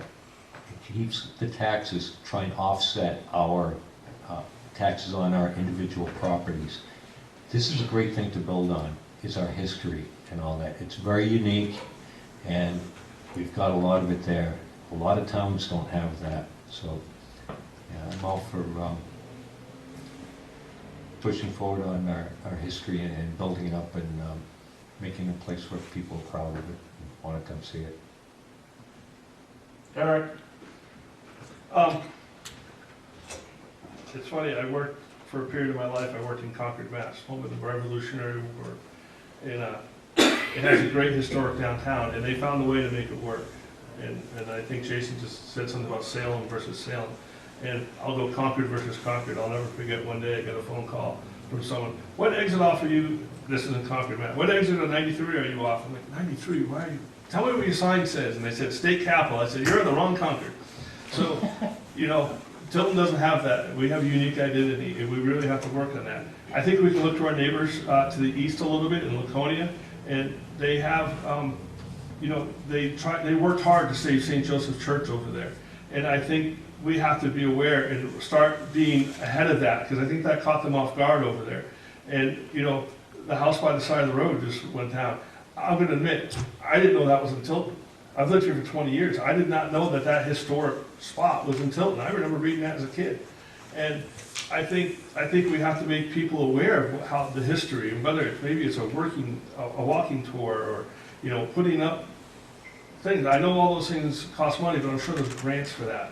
And getting people that, you know, maybe, you know, getting someone that's interested in you know, like a little concert hall, open mic type place. Maybe that would work in the church. I mean, think of the acoustics of the church. You know, you could put that in there. That might be something to do it. They don't have to tear it down and put up condominiums, but we can make it work and work with people. It might take a little longer to get people to open their eyes to these things, but if you look at things with new things, you know, yeah, I guess I'm saying copy some other people, but that's okay. There's one human resources book in the world, and we've all copied it and just modified it a little bit. And that's what we're going to do here in Tilton. We're going to copy a little bit of this from this town, a little bit of this town. Go to Freeport, Maine. McDonald's has a white clapboard building, you know, to fit in with the character of the town. You know, look at our McDonald's. It looks like every other McDonald's in the world. You know, so I think we have a lot of neat opportunities here, and you know, start get the ball rolling. I think that Historical Society has gotten, John, you've done a great job with that. I enjoy reading it. I love history, and hopefully that can be part of that. Lynn? Well, as I mentioned earlier, things have changed immensely basically between here and Lafayette. That whole stretch, there's very, very little that's still recognizable. It's kind of fun. There's been times I've met up with people and you have the conversation, oh, I remember when such and such was here. In fact, that's why I had mentioned the Tilton 500. I remember that when I was a kid. I used to go there all the time. Most people never knew it existed, but it's part of our history. There's an awful lot of other things that are part of our history. And what we're doing now is gonna be history. It's not at the moment. We had some pretty famous visitors, say 100 years ago, that had contacts with the Pillsbury Company. We've got a few old mansions that have history from that. Tilton and those Spelts, there were the big industry, that was a big industry back then. It's history now. They've turned it into smaller buildings, so they have smaller office space, so they do have a good use for that. And there's going to be other buildings at some point that will have the same issues. We're still creating history right now, but what happened in the past should be remembered and figure out a good way to get that out there. Stan? Like I was talking about earlier, is one of the visions I would see in the history of this town, history of New England, history of the mills, is just to have our eyes focused on progress, fiscal responsibility. Use the history of it. Look at that road right there. On the other side of all those buildings, everybody looks at the buildings, let's put one thing. And let's show everybody, the other side of that is a wall right on the river. It's beautiful. What's opportunity do those landlords have? What opportunities? And what did the town isn't the one who should be doing these things. We should have an environment where it's gonna happen naturally. Have an environment where parking is now available to people.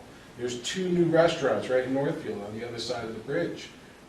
Things are growing, things are all full here, everything is done well. We have to keep an environment where it makes it so that progress is here.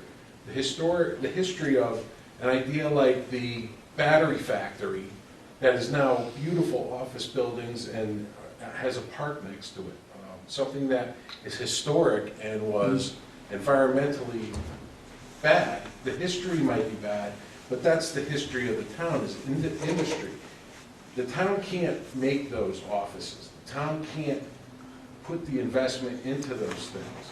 But we can make an environment where it's lucrative for people to do that. It's lucrative for the landlord to make that into a restaurant or to make a patio outside the river. Imagine a patio on the back of some of those buildings that's right out on the river. Well, we can't build that patio for them, but we can have a base where, and I get the nostalgia of it, and I get the wanting to make exit 20 into the, a bad thing, but we have really good schools. We have really good police department. We have really good road crews. We have really good things. And if you look at our tax base compared to other cities and towns, it's actually pretty good. And a lot of that, and the reason for that, and a lot of that is the commercial strength that we have in this town. Franklin doesn't have a lot of that, and they're struggling because of a lot of that. And they're struggling because of geography also. But you have to see it. And, well, what's Franklin going to try and do? They're going to try and do kayaking, and they're going to try and do outdoor sports, and they're going to, but in the end, is there an environment there for landlords and businessmen to want to come to our town? And to show off things like what the Historic Society is doing, to show off. Look at this battery factory, you go to Manchester, and you see all those brick buildings. Well, that's now SNHU College is in there, another college, Texas Instruments, I think, is in there. Those are beautiful. Look at the opportunity. What you see as, I don't want to say an eyesore, it could be a bad, if you give an environment where it makes it worth it for a landlord or an investor to come in and bring those things in there, that's what the town should be doing. Okay. Do we have any other questions?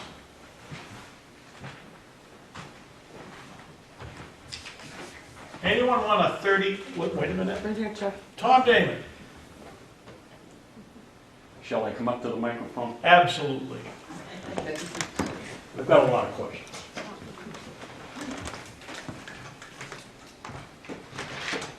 My name is Tom Damon. I live in Calefield Road. And I have some questions that I've written down, and specifically for Mr. Scanlon and for Mr. Wright and for Mr. Pyra. And the first one I'd like to address to Mr. Scanlon, if I may. How is you, as a chairman of the Board of Selectmen, can in your right mind go along with the 41% tax assessment increase in this town? Okay, so we'll go one question at a time. That's Yeah. I can't go along with that. I'm very, very upset about it. I have a single income in my household. I pay all of the bills and all the taxes. It's tough. The thing that hit us was not the increase in taxes or spending. The problem is that the commercial property values dropped so quickly and so drastically that they passed the tax. So when they assess your property, they go on the sales and all that. We didn't realize how quickly the values of the commercial properties dropped. So when they did the reassessment and realigned it since they hadn't done it in 5 years, all of a sudden, they're going against all the empty properties. Commercial dropped, and real estate for houses has actually gone up. The state tells us, DRA, they're the ones who tell us how much we have to tax everybody. We got slammed, we did. That's why we gotta get some more commercial like up in the business park, so we can offset that to get back on that level. It was horrible. It was the worst thing. I lost sleep over that one. When we got the numbers, it was, and I think every other selectman did. Now, have you said anything publicly about this? About your dislike of this?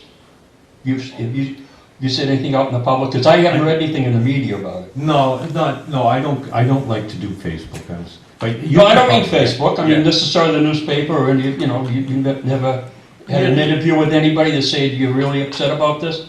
No, at the selectmen's meetings, we brought this up. We've talked about it many times. I'm trying to think, a lot of people have called me and we've talked about it. What are you gonna do about it? What I'm gonna do is, we gotta get some commercial property in the business park. That's not gonna bring down my taxes. Oh, sure it will. I don't want you to get into a debate. Yeah, okay? and That's- Okay. but Tom, you got my number, so, well, we have a beer sometime. We'll go over. Jason, I wish you had asked me that question, Tom, I should have asked you that question. because I have an answer for it. Go ahead. Fire the assessor. We're in love with Avatar. Okay, Northfield isn't. Thank you. Samberton isn't. You don't like the opinion, get another opinion. Yep. We just rehired them. We renewed their contract, and we think they're the best thing since sliced bread. Get another assessor, Tom. Okay, that's a good All idea. right? Yep. Jason, as a sewer commissioner, you have said that we need sewage on West Main Street and on Clark Road.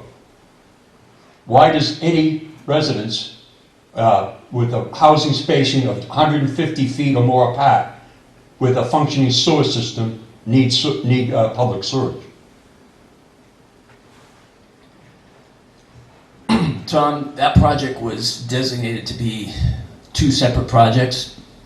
Our biggest goal, and I will speak on behalf of the Sewer Commission, we've talked about this in meeting, our priority, Tom, is to finish West Main Street.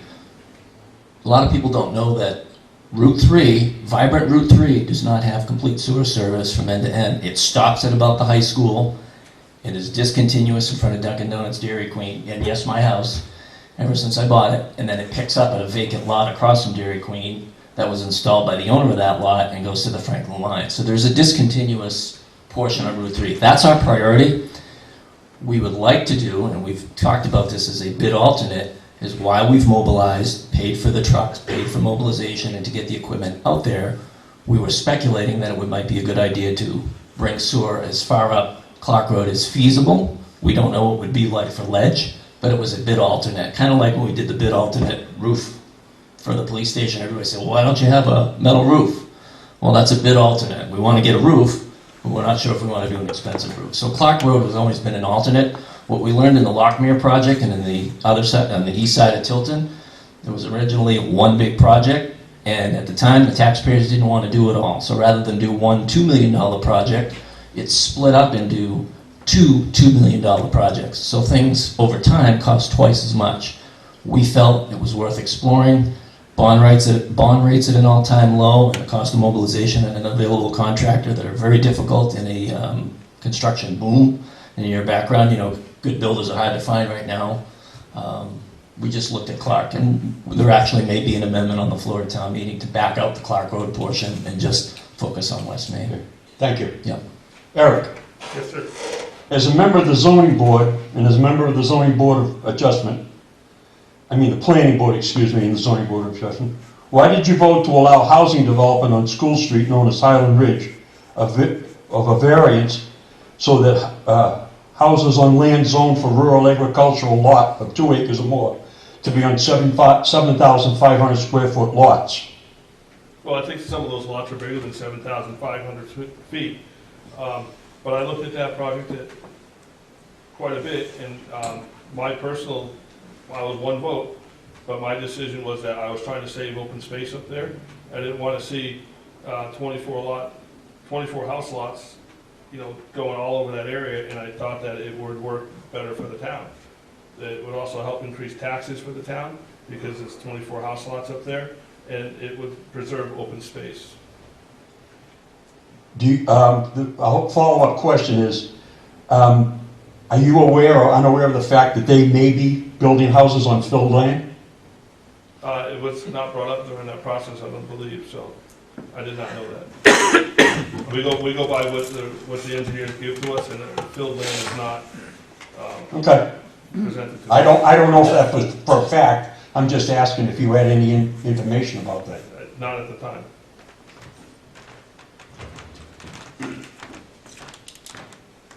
Anyone else got any questions? A couple seconds to answer some of those questions.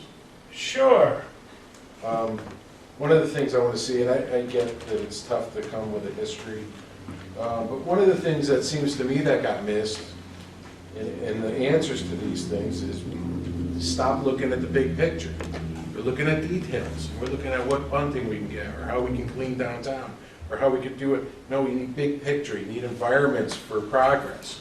You need to make it so that we aren't afraid of progress, but do it in a fiscally conservative way, in a fiscally responsible way, and see how things go. So look at things in a big picture, and too many people are on too many committees, so it's easy to ask a question of a specific person, what are your thoughts on one of these committees that you're on, or a question on one of these other four. I think we need some fresh faces in here and some fresh ideas in here to look at the big picture of things. Any other questions from the audience? Okay, seeing none, thank you very much. You may take your seats. And you may take your silence. Thank you very much for your time. As we go through this, do we have anybody here from the, is either Kent Finnemore or Paul Ozier here? Okay, Kent Finnemore is running for Fire District Moderator. As you probably know, those ballots will be available at the town election on March 10th, which will be at the high school in the gymnasium. There will be a ballot for both fire and school district. For the Winnisquam School District, do we have either Mary Steady here or John Silly? I'm Mary Steady. Mary Steady, please come up, and if you'd like, speak. Yeah. Thank you. My name's Mary Steady, and I'm running for the school board seat in Northfield. It feels very nostalgic to be in this building for those of you who do know me. Few of you do. My dad was the chief in this building, so I used to come up here when this was the rec center, and I took Taekwondo up here and jumped off the stage a lot. I probably wasn't really well behaved, being the chief's daughter. But I am from this area. I grew up here. I've been raised here. I chose to marry a local man. My husband owns a business in town, and his family, the Gale Insurance Agency. We chose to raise our daughter here. I love this place. I've traveled a lot. If we think about my work history, I have always been in education. I fell into it by chance. I graduated from UNH with a degree in nutrition and chemistry and thought I'd be a public health nurse or I'd be a pharmacist. And I was engaged and I needed a job, so I found a job as a paraprofessional at Spalding Youth Center and fell in love with those kids. And so this is what I'm meant to do.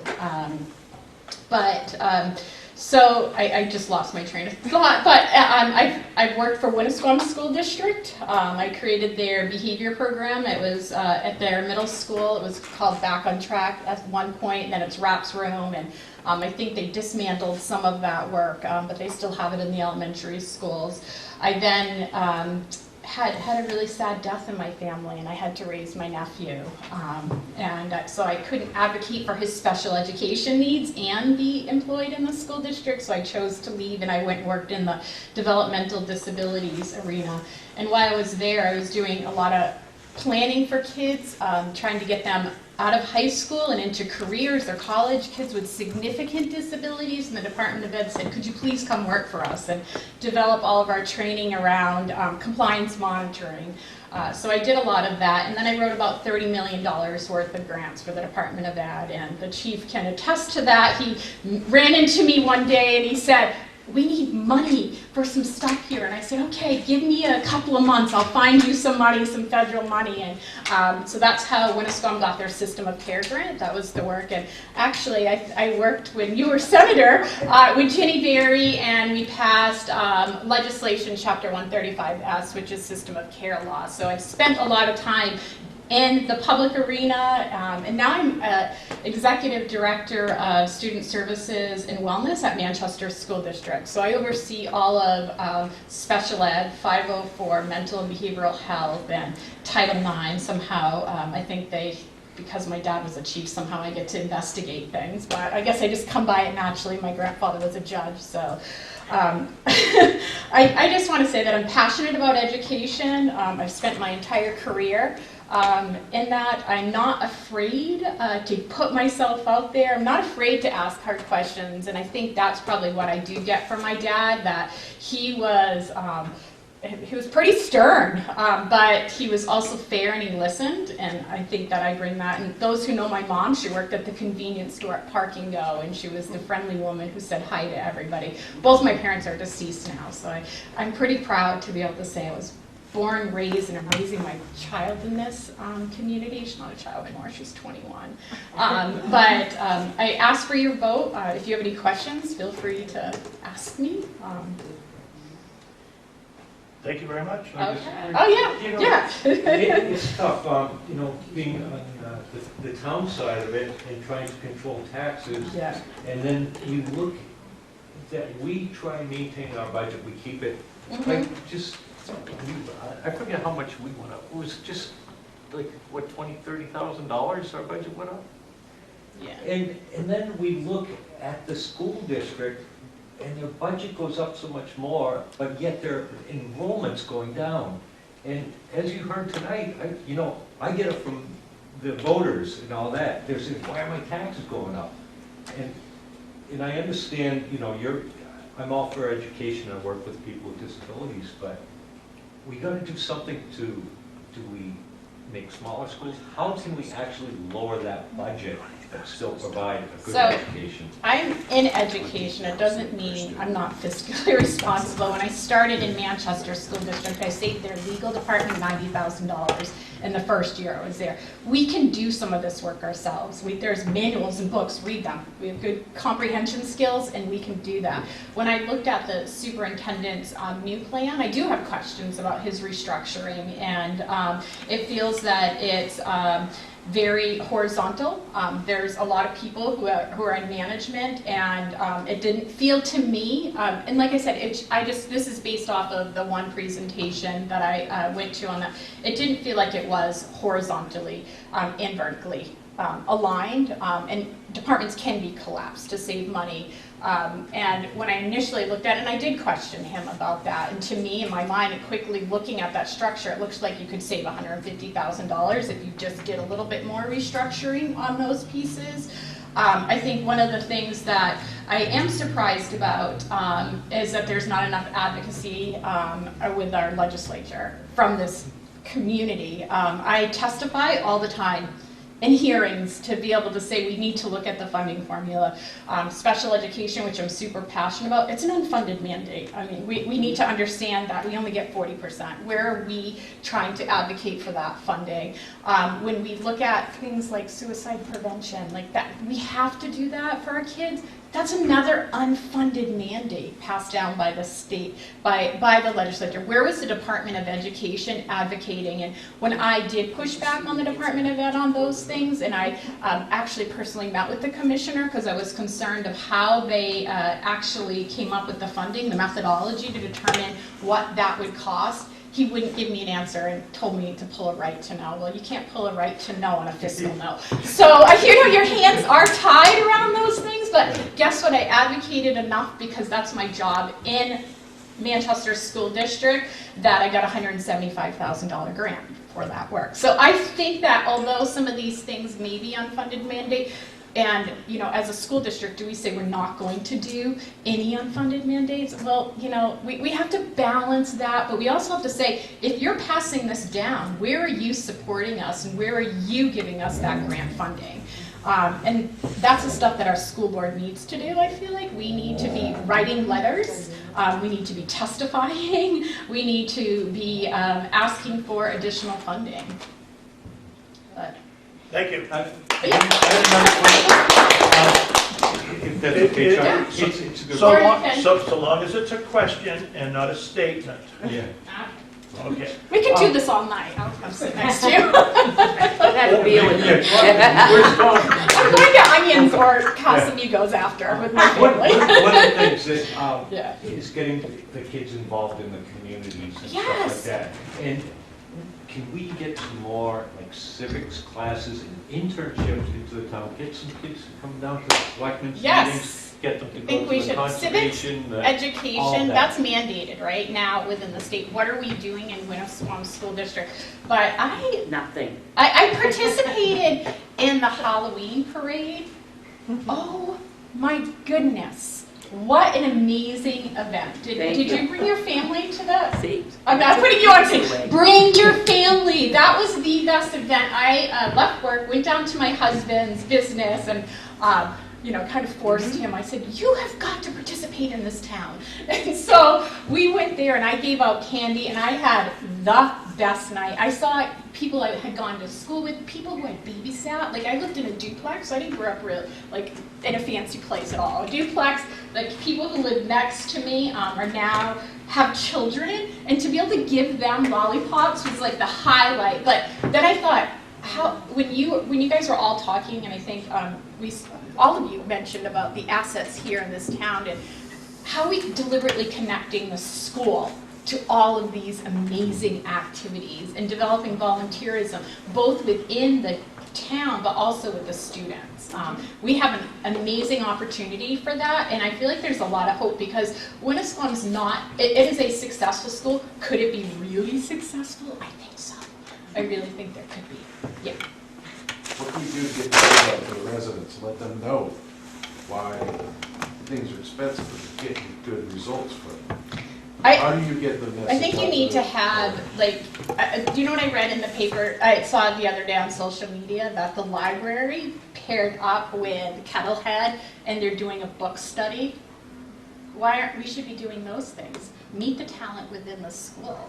I mean, there's a lot of smart kids. My neighbor's kids went to Dartmouth and stuff like that, and Tufts. Those are bright kids. Bring them back. And let's talk about that and what's making things successful that way. And like when you're speaking about the history of the town, and let's talk about all these people. My brother's an engineer, and I said, I was saying the same thing. Why aren't we building restaurants right on that river and sitting out there and looking? And he said to me, first of all, I'm not running for town office, sorry. But first of all, he said, there's no parking, right? He said, and there's no industry that is like engineering and things like that. We need to do that. If we can build our town, we're going to build that school. The school and the town are intimately connected. You cannot have them separated. They feed off each other. Thank you very much. I'll take all my questions. Okay. What I did want to do is to take just a minute before I close here. For the Winnisquam Regional School District, Kent Finnemore is running again for moderator. And again, he will be on the school district ballot. We also have 3 people who are running for the school district budget committee. And 1 person from each town. And from Tilton, we have Catherine Dawson. From Northfield, we have Caitlin Lounsbury. And Dana Newt, who is currently on the budget committee, is running for re-election from Samberton. And they are all running unopposed. For the Northfield, for the school board seat, Mary Steady, who you just met, is running against an incumbent, John Silly. From Samberton, Sean Goodwin is running unopposed, and from Tilton, we have no one. So if you know some people from Tilton who would be interested in serving or be willing to serve on the school board, please write their names in. Catherine Dawson. Barry. She's the writer of the school board. Any other things, anything else before I close? Well, by the way, again, thank you for coming. Great job. Encourage your friends and neighbors to look at the video. Thank you very much. We hope you win, do a good job. Oh, thank you. So you vote for yourself? I'll be guaranteed one vote. Yeah. Sign in this book too? Excuse me? This one, 30. This one's our Thank you, Eric. like payroll. We don't need to do something about the payroll. This is supplemental. Not signing it after it's paid. This is a new There is a process. Department of Labor. batteries only Has a last, process. it's about 5 years old. On the island. You may not. I charge it only like That's the first time. I sit down and they bolt it on. Oh, on up here? Yes. I have it now. Now, he's gonna be asking for like 8 or 9 or 10, Oh, yes, a lot. I bet. Maybe those are- It was running from Tuesday, and then everything was canceled. St. Patrick's Day, so it should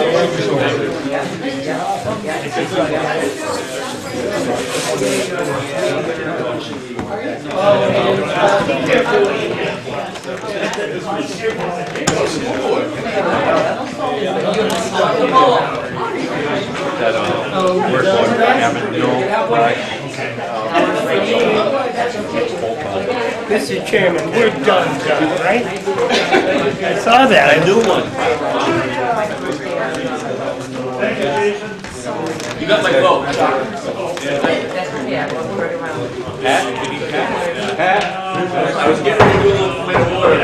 On my show. Good sport. The thing that turned off.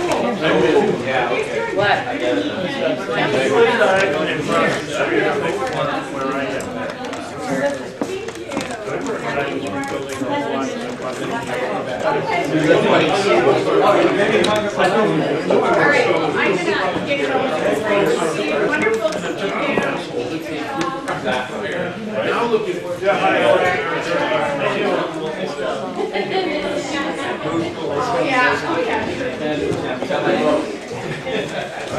Stay in the black hole.